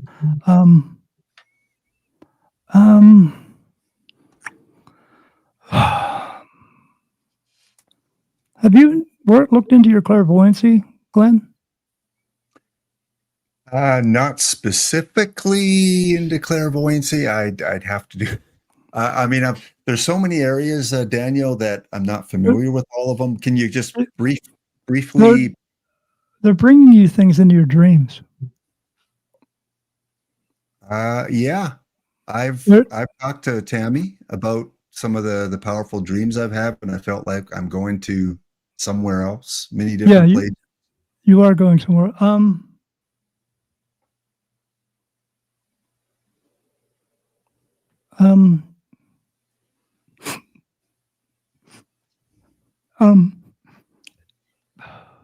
Sorry, they put emotions through me sometimes. You also have mediumship abilities as well. You're just not quite. You just don't quite know where to go or what to do with them yet. You're still on the teetering of, is this what's really going on? Is this what's taking place? I mean, you get things, but you don't understand what you're getting all the time as well. But they want you to work on it. They want you to get it figured out. May I interject with this? We had some spirits that showed up on the property, and Glenn was able to feel the portals, feel the doorways. He was able to see things, and he was brought to emotions. So the emotions you're feeling, I've literally watched, Tammy and I have watched tears coming down Glenn's eyes, down his face. That's what they're putting in me. I have to keep myself holding back. Sometimes I cry, but I have to hold it back. But that's what they're putting in me. They're putting in me the emotions that they're putting in you, so that you'll know that I'm telling you the truth. Yeah. Because it's there. It's there. It's beautiful. You got to do what Carrie and I said. You got to walk into it. But I'm telling you, I'm just telling you from a personal standpoint. If you're not ready for it, don't. Just don't. Do it when you're ready. But you have to be ready for it. In order for you to, what I want you to do is, if you're going to accept it, that's what it's about, accepting it. If you're going to do this, I want you to go into a room like I did, and I want you to be in a dark room where there's no one there. I want you to sit down, and I want you to have a talk with God. And I want you to explain to him, this is what you want to do. Now, you going in there with that intention, he's going to know it already. But he has to feel it within him that you're going to do this for the right reasons. Okay? And then once you do that, I'm telling you, it's all going to change. It's good. What you're getting now, Glenn, just imagine this. What you're getting now, you only get a quarter of what you actually would get. If you open yourself up, but like I said, it's not that kind of chicken noodle soup. But you have to learn discernment. But you open yourself up, you're going to be a very strong medium. And there's always time. It didn't open up for me. I didn't find out I was supposed to be medium, and I didn't was supposed to wake up until right before I was turning 50. It had to be at 50 years old. So there's always time, but with that time, you have to have commitment to it as well. But I'm telling you, if you say yes, and that's what you're going to say yes. Now, I'm not saying you're going to have what's going to happen to you. It was what happened to me, all the throwing up and all that stuff. But there are going to be some changes in your life. You don't make a 180, you make a 360. And if you're willing to go the distance, well, then you'll be doing what we do. Mm-hmm. You'll work for God. Okay, you're not going to be wearing black and have a little white collar, and doing whatever they do. But you're going to be doing the real sense of what it means. But yeah, this is what you're meant. This is who you are. This is what you are. This is what you're meant to do. Regular life is regular life, but that's done now, if you choose to move forward. Ooh, so when you say accept and open up and sit in a dark room and talk to God, yes. Is it accepting a certain aspect of an ability? Is it saying clairvoyancy? I need to accept that. Is it? It'll come in, like I said, it'll come in parts for you. Something will come in. You'll learn how to do it. You'll get it figured out. Then you'll move on to the next one. Because they're not going to give it to you all. They don't want to give it to you all at once because they don't want to overwhelm you, because it's going to be, this is overwhelming. This isn't, I mean, yeah, I walk around, talk to spirit and archangels all day long, but I don't take any of it for granted. And I see scary things. I saw some beings in front of me one time. If you've ever seen a murder mystery, okay, where someone dies and they do an outline of the person. Well, I saw these beings in front of me that look like outline guys. Okay, it was just an outline, and then they had these squiggly lines inside of their bodies, no facial features, nothing. You could see through them, but the line on the outside was glowing from white to yellow and then to red. When I see red, I know it's negative energy. When I'm looking to the low energy realm, I see red mist and stuff like that. That's a negative energy. Or I see the negative energies themselves, and then they try to scare me. They put on the monster face, and I just go, if you don't go away, I'm going to have my family mojo your butt out of here. And they see them and look at me and go, oh, and they turn around the other way, or they don't. And then I see these white globs of white light come around and makes these things go away. Okay. But these things were walking around. Now, here's what I know about spirit that most people don't know. On that low energy realm, you still feel physical pain. If another spirit were to walk up to you and punch you in the face, you still feel it. I had a little boy come up to me one time, had a striped shirt on. When I see them, I get a real quick flash of what they used to look like when they were living, and then now, but I can still see them. But everything there is black, okay? It's a black place and dark place, and then I see them. They are blue. They actually are blue and then in color, but I can still see them, that they have brown hair and blue eyes and all this other stuff. So he came up to me and said, "Mister, I'm going to punch you in the face." I said, "You're not going to be able to do it, kid, but you give it your best shot." And he looked at me and he went like this, and he tried. He couldn't hit me. I said, "Well, now if you don't get out of here, kid, my friends are going to mojo your butt out of here." So he left, okay, because some of them are smart, but not all of them, because they're negative energies. They like to do bad things. So these beings were walking around punching and kicking and beating up other spirit. I saw the biggest one. He was 8 feet tall, walk up to a guy and put his hands around his neck and choking him. And he was literally, his eyes, his tongue was coming out, his eyes were popping out of his head. He's not breathing, but he's choking. And he's choking the crap out of them. And then they drag him off to the deeper, darker realms of the low energy realm. You don't want to go there. Everything that looks like monsters, they're monsters, but because they're horrible energies. Okay. That's what they do. And then they came over to me. And the biggest one come up to me, and I looked at him and I said, "Buddy, you're not going to get anything from me, so you better get out of here, because if you don't, they're going to mojo your butt out. And he went, he goes, I knew who they are. I said, go ahead and try to touch me. And he went, I said, can't get to it. Sorry, I'm the real deal. I said, you better get out of here. And he turned around like this with his body and just looked at his friends who were right here, because I know in the spirit realm, everything behind you is in front of you, and everything in front of you is behind you. Because I had a guy run up to me one time and he yelled the word, hey, he said to me, hey, are you Irish? I said, yeah. And he ran past me. But when he ran past me, I saw him go this way too. So everything in front of you is behind you. So I said, you better get out of here. And he looked at his friends. He said, okay, we need to get out of here. We can't get nothing here. They just went the other way. Now they physically kind of turned the other way, but it did within themselves. They didn't actually turn. They just went the other way. So everything that I see is not all love and light. I see everything bad, everything. And I see some horrible things.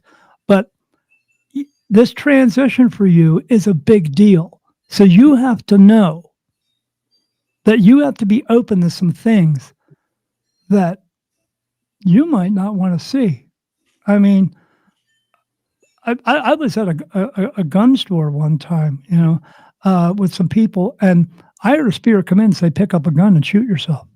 You know what I did? I said, no, I don't think I'm going to do that. I'm not going to do that. I have work to do with God. He wants me to do things. I'm going to do good things in this world because I love all people and I love humanity. We can love all souls. We don't have to like all people, but we can love all souls. And I said, that's what I'm going to do. And I said, you need to go away. He left because he knew right then and there, he has no control over me, as well as people don't have control over me. You can say you do, but you don't. But I told him, yeah, you just go away. He left. You have to be open to know that those situations are going to happen. And you got to be able to deal with them, Glenn. And if you can't, that's why I say don't do this. Because if you do, and you go in unprepared with knowing that all possibilities are possible, it'll ruin your life. Mm. I hear voices. I mean, there might be a lot of crazy people in crazy hospitals, but I guarantee most of them are hearing voices like I am. But they are taking it to heart and doing. I mean, you can hear a bad voice tell you to get up and go out and kill somebody, but you could say no. But then again, some people go out and kill people because they listen. I don't listen to that crap. I listen to what's good and what's going to help me to help other people while helping myself. Because in order for me to be there for those people, I got to be right with myself, meaning I got to listen, trust, and follow through with what they tell me to do so I can be where I need to be for everyone else. And you're going to have to do the same thing. It is a big change of life.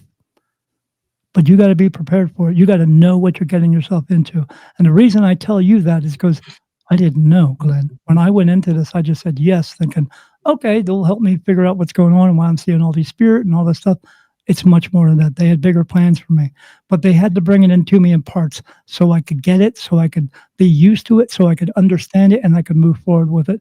And that is what they're going to do for you. I absolutely guarantee it. I'm the shizzle dizzle. I am not lying to you. I'm telling you the truth. You got to be able to handle the truth. And if you can't, don't. It's that simple. Okay. Well, thank you so much. And like I said, since Carrie's walked into our lives a couple months ago, I've been experiencing things, and the emotional thing. I feel I feel things. I don't see things. I don't see spirits. I don't see people walking around. Do you want to? I feel drawn to certain areas, and one area that I was drawn to, I saw something or felt something that brought me to tears, and it was very powerful. And that has not happened to me, Daniel, that I can remember. But dreams are also another powerful way that I'm experiencing things as well. Yeah, they're coming to you. They're like there's a trick out there. People should know this. When spirit comes to you in your dreams, when they come to you in your dreams, say your mom and dad comes to you in your dreams, and you're there, and now you can actually see them again if you want to. There's a way to do that. It's a tricky way because not everybody can do this. You can have control of your dreams like me, or not. So, but if you want to see that person, because in order for that person to be there connecting with you, because when you're dreaming, your soul comes up out of your body. It's always connected to your body. It doesn't leave your body.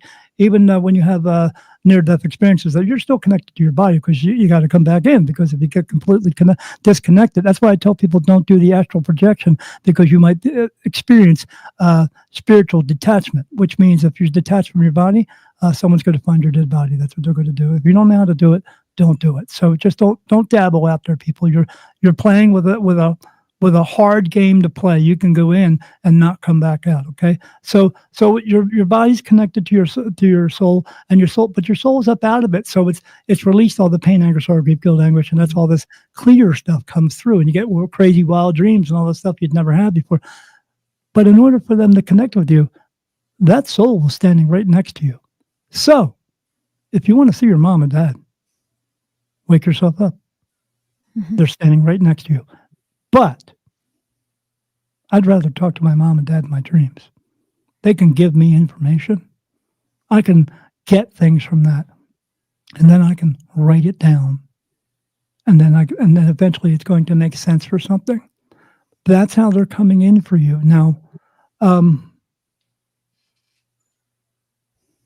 your actual spirit guides are coming into your dreams. They're telling you things in your dreams. They want you to write it down. They want you to keep a journal of it, Glenn. This is what they want you to do. It's going to make sense. I know they're crazy dreams sometimes, but there's little bits and pieces there that are eventually going to fall into a sentence or a paragraph, and you're going to go, a thought's going to come in your mind. When you wake up in the morning, people want answers from God all the time.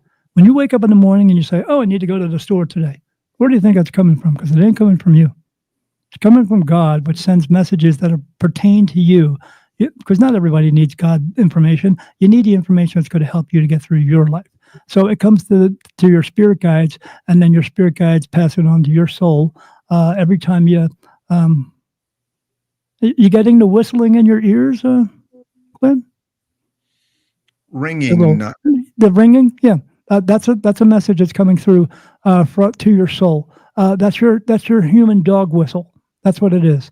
It's a message that's coming through into your soul. You're being told things, and then you just, oh, I need to do this. That's what. Wake up, everybody! It's not a problem with your ears. You're getting a soul message. Okay. People call it a download. It's just rebranding. You're getting a soul message. Okay. Wake up. It's pretty simple. Again, they bring everything to be straightforward. No black. It's all black and white. It's not all this, twin flames, get out of here. So you get the messages, and then they're telling you something. When you get these messages, when you wake up and you get this feeling or something, or you get something come to you, write it down. Write everything down. It's going to make sense to you, because they want you to keep a journal, because they want you to be able to get through these things that you're meant to learn, and then move on to the next one quickly. Because I'm telling you, your ability is going to change rapidly. Massively. And you got to keep up with it. If I can add, when we finish our shows, we've been doing it at 2 months now, and when we finish, Glenn will go, you know what? I was actually seeing the same thing, and this is what I saw, and this is, it's been mind blowing actually watching his advancement from 2 months ago to now. Right. It's like going through the ceiling. Yeah, it's amazing. Well, yeah, I think maybe that might be a good place to leave off on, Daniel. It's been some things I will have can to I ask consider. for myself, because I'm in a crossroads right now. Portugal, UK, here. You are. It's everything. Creator keeps putting up a block here, and it's like, okay, maybe I'm supposed to go there, and then I'm going there, and then it's like, Creator keeps picking me up. That's your hardest word. Maybe. Yeah. No maybes. When they so I'm here in Arizona. This is going to make sense to you. Yeah. Okay, Carrie. This is for you. I'm here in Arizona. So every time when I was with that group of women who I was working with, and they all come to me for answers now because they knew who I talked to. Every time I channeled with somebody, and when the voice came through, it kept telling me I was going to move out west. I'm going to move out west. You're going to move out west in 4 years. You're going to move out west in 4 years. It's time to go. Okay. When I did that one session at that developmental class, and I did it with that woman I just met that day, and Jesus came through, said, "You're going to move out west in 4 years." A year before we left, I got a message that said, "You're going to move to Arizona." And I said, "Where in Arizona?" And this is Spirit, because they always tell me, "We like a good joke, Daniel," because they think it's funny, because they love everything. It's funny. And he said, I said, "Where?" And they said, "You'll know." And I was like, "What the heck's that supposed to mean?" They said, "You'll just know."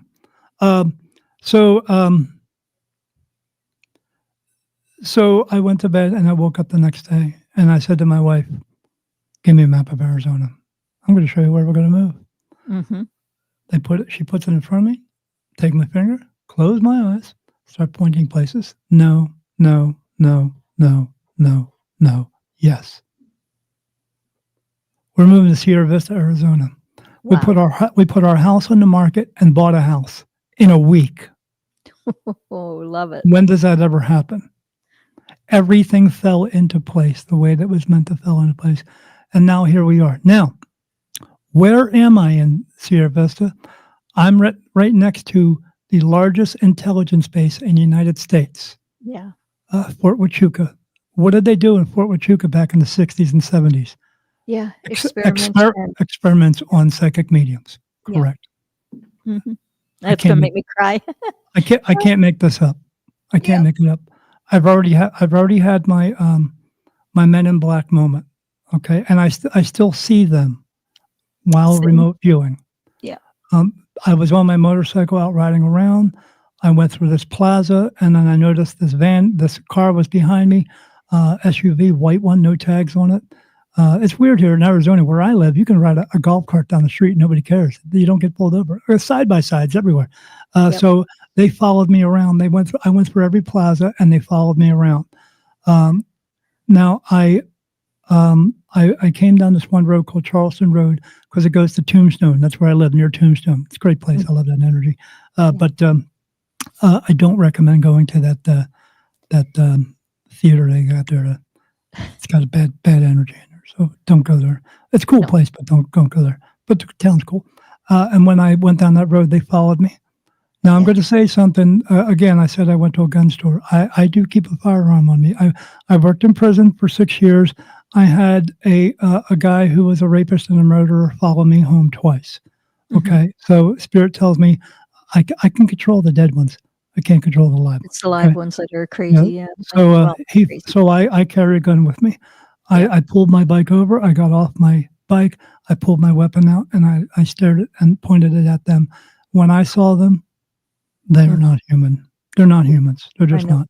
And they were staring at me. They were talking to each other, staring at me, and then they turned around and left. Since that, I had a moment of the remote viewing where I saw these people in this place, like walking past a window, and they were looking through, and they were looking at me, and I would wave to them, and they'd do this, and wave back at me because I knew they were doing it. Now, what I saw in between that, I never seen in between. I just see the other place. Mm-hmm. I saw men standing on this side of that window, in between me and that window, looking through, looking at those people. Yeah, Men in Black. And they were talking, staring, looking back at me, and talking, staring, looking back at me. And then one of them I saw walk through the window, and he just disappeared. Another one walked through, and he was in that place where those people were. So they're not telling us everything, but I'm not going to walk through my life scared. No, not at all. I know at some point they want to over all the time, and that I was going to ask you about that earlier for you, because I know that you have the very similar experiences that I have had as well, right? Correct. And the helicopters were predominant for many decades. We have this thing, a big blimp that actually goes up because we're so close to the border and watches the border. Right. They're not watching the border. No, I know. I mean, they might be, but when I look up in the sky at nighttime, I no longer see the stars. I'm looking at your beautiful background. I don't see the stars anymore. All I see is the moon and a blue-black sky, and I see energies in it. When I go outside, I see just all kinds of animals, stuff walking around, and I look around and see all energies. But I see all artificial light. Yes. There's UFOs. I see them all the time over here Oh, at Fort Huachuca. So yeah, there's stuff going on all the time. If you don't think we're being watched, you better wake up, people. But yeah, so these are the types of experiences I have. Again, I'm not saying that Glenn, you're going to have this either, but you have to get rid of that word maybe. maybe. Yeah. If they're telling you to do something, take your thumb Yeah. out of your butt and go do it. Yeah. Oh, I feel like I am going to Portugal right away here. I'm right Correct. on, yeah, and Portugal feels really good for me again. Correct. And It's where you're meant to be. then it's back to the UK for a period of time. My Short husband's period of time. family's all there, the grandkids, so it feels like home. And I've been away from home for so long. I think that's also why I'm getting misty, because I miss my loved ones. Like You miss your Tammy and people. Glenn are great. Yeah. Don't get- You Yeah. miss that connection and that energy that fills you up every time that you're there. So, miss my but husband. Yeah. you are meant to follow the path, and the path is what's going to get you where you need to be. And I know it's not always easy to do, but if you don't do it, then again, you're not going to be where you're meant to be to show up for who you're meant to show up for. Yeah. Just because you said, nah, I don't feel like getting out of bed today. No, get up out of bed. Oh, yeah, no, it's the whole life like you, it's always been guided. It's like, okay, Yeah. so that was good. Now what? What's next? Okay, we're going over here now. Right? Correct. Yeah. Correct. So Go where they guide you to go. If they tell you to go to the mall, go to the mall. You might not have the best experience, but you're going to have something that's going to mean part Yeah. of the next step for you to take, because you can't hip hop and jump through and leapfrog through life to get to the end, to get to all the good parts, because you wouldn't learn anything. But Daniel, don't at times you feel like, oh, just take me home? I'm so like, I've fought against pedophiles, and I've done lots like you. I've done battles, the end of the Mayan calendar, right? They I'm trained me good. from the age of 3 as well. Same. Yeah, We I'm have going to die so with. similar lives. It's incredible. I've never I, met anyone like you before. I already know when I'm going to die. I'm going to be 83 when I die. My Really? birthday's in November. I'm going to die in August on the third week on a Wednesday night of August the 18th of 2049. I'm going to sleep and I'm checking out. That's it. So that means I got about a little bit less than 24 years, like closer to 23 years left to do what I'm meant to do. And Yeah. I'm going to get it done. Yeah, But and it's you gonna won't take have a to lot come of back again, because you'll right. have no regrets. You'll feel absolutely, completely like, wow, I did it. And Yeah, I think well, that's what we all strive for, right? my soul's been here so many times. Actually, I get to go home this time. Mhm. Finally. I feel that that's where I'm getting as well. I still Correct. you're an inspiration to me. I haven't been meditating as much. I have gotten into the drama with the kids and stuff, and in family and all of that, right? So My favorite 3 words, let it go. let it go. Exactly. Yeah. Yeah. You gotta let I mean, it's easy to do. So you're not making again, there's no right and wrong. There's no the failures and there's no mistakes. There's only what works and what doesn't work. If you walk through a doorway and there's a nail in the floor and you trip over the nail, you go get a hammer and bang it back in, but not everybody does that. Some people trip over 4 or 5 times. I worked around those people. They haven't figured out that they're not good criminals. So, but yeah, we don't always learn, but it is still a process of learning. But yeah, they want you to get through it because there's so much more for you ahead of you. But you're not going to get there unless you stop crawling and start walking. Yeah. Yeah. No, I've got to fly even more. Yeah. Yeah, So, yeah. I don't fly. I don't get on airplanes, or I'm No? claustrophobic. I'll get on a train. I have no I problems. can Or help you with that. I'll pass, man. I'll pass. Yeah, because Yeah. when that plane crashes, then the seat becomes a flotation device, and that's only a bobber until the sharks come. So I'll Very pass on that one. Yeah. Yeah. Oh, you just It's like- hit the sharks in the nose. They know that. Leave you alone. And Yeah, you've got light all around you. They won't touch you. I'm pretty frail, man. I don't know if I can get away with that, but yeah, You're I'm not a not good frail. swimmer. Oh my gosh. No, Yeah. spirits are trying to punch you and you're like, try it. You know? Yeah, Yeah. yeah. I No, got a you're shield of armor around me, but the armor is all those archangels around me protecting me from all that negative stuff. So yeah, Yeah. but I still got to live that Well, life too. I appreciate your looking into everyone in our community, and also with Glenn and I. It's been really a pleasure getting to know you. Thank you. You too as Yeah. well. I was actually looking forward to coming. I do a lot of shows. I was on one other this week. I usually do a couple of, I've been on at this point over 300 podcasts in the last like 3.5 years. So yeah, I get around worse than an old hooker, you know. So, but I'm not as chafed. Every 3 But days you're on a show. yeah, I'm not as chafed up as she is. But yeah, I'm trying to put a message out there. I'm trying to get a word out there, and most of all, I'm trying to help people as much as I can. Again, to learn to listen, trust, and follow through, but also know why we're here and what is our purpose.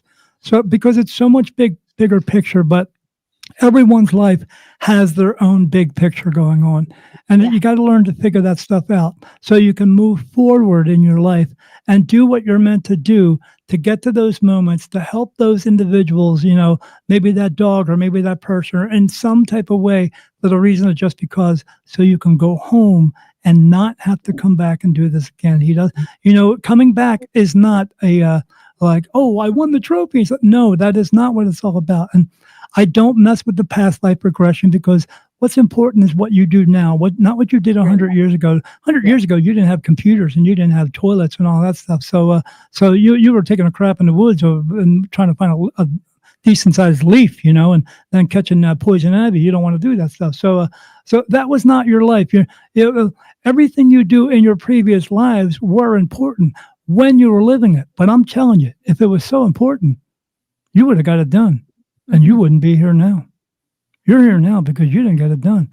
So stop doing the past life regression so you can find yourself a story so you can tell everybody, oh, I'm 68% Irish. Now I can wear all these Irish clothes. Well, you know what? You've been here so many times. You're from all over the entire world. Wake up. Wake up. Move forward. One thing I know about you, Daniel, is that you do not have the ego that many people do. So you've never asked us to promote anything that you do. You were willing to come on the show, but I am going to shout out a couple things for Daniel here. His book, The New Beginning, My Awakening as a Spirit Medium. Please, folks, go check it out. Go order it. The Kindle version, the hard copy. Is there a, did you do a voice version for it? Is there an audio? That's what my wife is working on right now. That I did an audio version of my voice, because everyone who's read the book says they want to read it, and when they read it, they hear my voice telling them the story. I don't know why. I mean, my voice is a little scratchy right now because I've been ill for a couple of weeks. I had a eye surgery a couple weeks ago, and then the anesthesia really messed me up. I lost 20 pounds in like 3 weeks, but I'm okay. But I had to go through this because, again, it's just another purging of me. But yeah, she's working on the audio book because they like to hear my voice. They say I have a very calming voice, a rather soothing voice. I guess so, because it puts my wife to sleep all the time. But you know how that goes. Yeah, she's out there right now working on it right now to put the audio book version out. So I'm not sure when that's going to come out, but it will be coming out. And then I'm also writing another book called I Am the Light, and explaining what it's like to be like me throughout my entire day, throughout my entire life. And I'm actually going to, because sometimes I wake up, I'm in the middle of the night getting ready to go to sleep, and I hear voices come to me, and they either talk to me or around me. Spirit does. So I go on my phone and say, okay, this spirit just said this. And because I had a spirit come to me one time, a woman come to me, and she said, my life here is like a prison sentence. And then I heard another woman laughing. So I look around the room, and there they are. They're standing over in the corner of my room, because they're standing everywhere in my room. And there's a girl standing next to her laughing at her, because she thinks it's funny that the other girl is living this horrible life. But she's living that horrible life because she chose to walk into the low energy realm and not go into the light and go home. So that's what's going on there. So I'm chronologically putting it all into my phone and on my computer, and I'm writing it all down, because people want to know what spirit have to say. They're not always talking about love and light. I'm telling you, they talk just like we do. They talk about some strange things. I mean, I saw some beings standing in front of me one time talking. The only thing I can equate it to is what they look like. Is they look like what's his name, Chewbacca from Star Wars, like a Wookiee. I saw 7 of them standing in front of me, and they were just talking. And I said, "Does anybody here want to cross over?" And one guy turned around and said, "No, that's okay. We're having a conversation. We're good." Because everything that I hear comes through as English. Everything. So now if a dog talks to me, I hear it as English. I mean, I had a dog come up to me one time, again, trying to sleep. And I thought I was remote viewing because I saw a dog playing with two people. It was neat. And the guy's throwing a Frisbee and the dog's going to get it. And then he comes up to this lady. He's hugging up against the lady. Then that all went away. I wasn't remote viewing. And the dog said to me, "When are my mommy and daddy coming home?" Mm. And I said, "You're going to have to wait, honey. It's going to be a while before they come home." In other words, this dog had crossed over and left and was waiting for his mom and dad parents to come home. Mm-hmm. So but if a dog talks to me, if a cat talks to me, I hear everything is English. So they talk around me or to me all the time. But I won that when my percentage rate was changing. Like I said, from 5%, now it's up to 96%. When it went from 85 to 90, I heard this voice come through. It said, "Be quiet and listen. You are now in upper management." And I said, "What did you say?" And she said, "You heard me. Be quiet and listen. You are now in upper management." So I sat still for like a couple of minutes and I was like, "Okay, I guess I can talk now." And then they said, "Yeah, you can talk now." I was like, "Okay." I was like, "Was that an angel? Was that an archangel?" And they said, "Yes." I said, "Okay." I said, "What is that supposed to mean? I'm in upper management." And they said, "What do you think it means?" I said, "Oh, okay. Yeah." Because they told me something else after that later on, but I can't say that here. Yeah, it was for you. And So you if you do want, readings. Yeah, sorry, it's just going to ask. You do readings. I'm looking back and We're forth. popping Go back on. and forth. Go ahead. Yeah, and Hey, there's my picture. That's from my from my it will soon to be a television show. My podcast. So I got approached by a spiritual streaming network because they had a podcast that I was on, and they wanted the angel guy, and they got the freaking angel guy. So I do a podcast on this place called newrealitytv.com, and it's soon going to be on the platforms of like Google and Fire TV and that type of thing. So. But yeah, so you'll actually see my face on TV. Imagine that. I don't know if you want to do that, so maybe you want to turn it off and just listen. But because I'm not exactly Burt Reynolds, but I do got the jokes, But yeah, it's going to really get out there, and we're trying to open up the world and trying to. It's all spiritual network, and it's just trying to get people to a better place. So yeah, they put me on there, and. It's on there now. You can go on newrealitytv.com, and now you're on my Spirit Medium Daniel page. And if you want to go on there, you can book a reading. A reading with me is $150. It lasts for 2 hours. If it lasts for 2.5 hours or 3 hours, you know how much I charge after that? I don't, because I'm not interested in that. I'm interested in helping you, but it does take time out of my day. So, yeah, you can come to me and get a regular reading, or if you have an ability, I'm going to know it. I'll tell you right before you actually, as soon as you come on camera, I'm going to tell you what's going on. And then we're going to talk about that, and I'm going to help you to get through where you need to be, that type of thing. Or if you just want to come on and ask me a bunch of questions about spiritual for 2 hours, we will have that. So yeah, you can find me on spiritmediumdaniel.com. You can also go there. I have a Printify shop where you can get a shirt that says, "Be good and don't do any stupid stuff." Or you can get the other shirt that says, "I'm not an extra large, I'm a medium."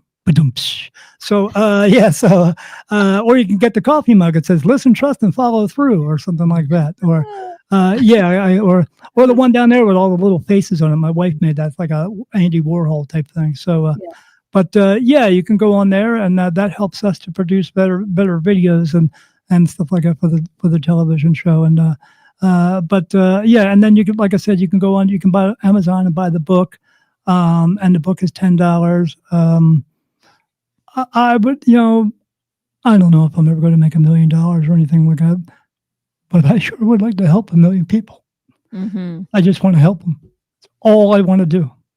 It's all I want to do. So if you go out there and you are trying to find your people and you can't find them, come find me. I mean, you can find me at Daniel@spiritmediumdaniel.com. You can look me up. You can email me. And if you're having some issues, I'll talk to you about it. And if you want to book a reading, great. But if you don't want to, or you can't because you're not able to, I'm still going to answer your questions. Now, if it's going to be something we got to talk for a couple hours, and yeah, you're going to have to book a reading. But if you need a quick answer, I'm going to help you because that's hard to find. I found it hard to find, but I did find my people, and then they did help me, and I'm where I'm at now. And if I can help you in one small way, then why not? I mean, that's what he gave it to me for. Thank you so much, Daniel. Thank you to your wife, Therese. Thank you to your cats, Shadow, who might be lurking there somewhere. Shadow is in spirit now. Yeah, but I still see him. Shadow's in spirit. Oh, okay. Yeah. Yeah, he's I have Jack and Ginger, Pip and Chunks, Buttercup and Mittens, Precious and Twinsy. Oh, yeah, we just lost another one, Peaches, about 6 months ago. But Shadows in spirit. He was there when I saw the Hat Man. He was there, experiencing these 7-foot skeletons walking around my house. He's looking at me like, "What the heck was that?" So animals see that stuff too. Yeah. What a delight this has been. And I have no doubt that many in our chat, if not everyone, will be booking appointments with you and wanting to have more communication with you. So thank you for joining us. And I hope to have you back because there's so many other things that we can chat about. No doubt. Yeah, you guys want me on, you just let me know and I'll make the time. Yeah. We'll definitely have you back again. Much love to you, Daniel. And to your wife. Thank you, guys. I appreciate you very much. Yeah. Bye-bye now. Whew, wow. I know, right? Yeah, what a fantastic guest. And Carrie, we went way over our 2 hours, which time flew by today. It just seemed like it was just riveting. It was nice, intellectual, educational, everything, all the good words that you want to put to it with Daniel there. So didn't you feel like your heart just kind of, it was like your body took a breath with him and you just absorbed all the information that was coming through. It was really beautiful. And it was meant to be. It was meant to be that Daniel came on at this time, to give us his message and to inspire and educate and help people that are in the chat today. And I just feel such positive energy, vibration, all those kind of things. And it was an amazing interview. So again, thank you, Daniel. I know you're still in the green room there. Thank you so much. Carrie, let's end off with, again, a positive song, Which song are we ending off with? We're going to end off with, I think we're just going to end off with the Shine On, because Daniel's going to be dancing in the background. Yes. Yeah. That's a great song. So Daniel, this is a song that I was using with my Freedom Masters workshops. And it's such an inspiring song. I think you'll love it. So dance away. Happy Friday, everyone. Happy weekend. And go out there and take on the day. We're back on Tuesday, 1 p.m. Mountain Time. Much love.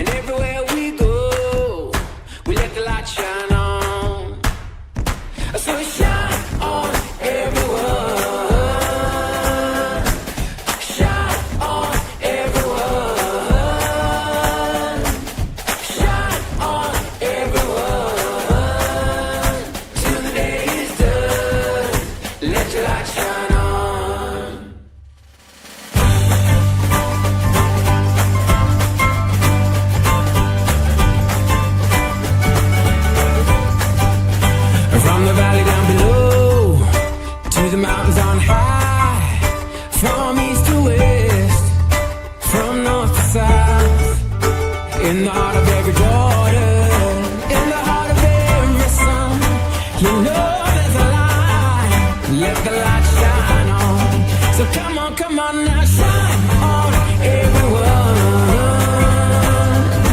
So shine on everyone. Come on now, shine on everyone. Until the day is done, let your light shine on.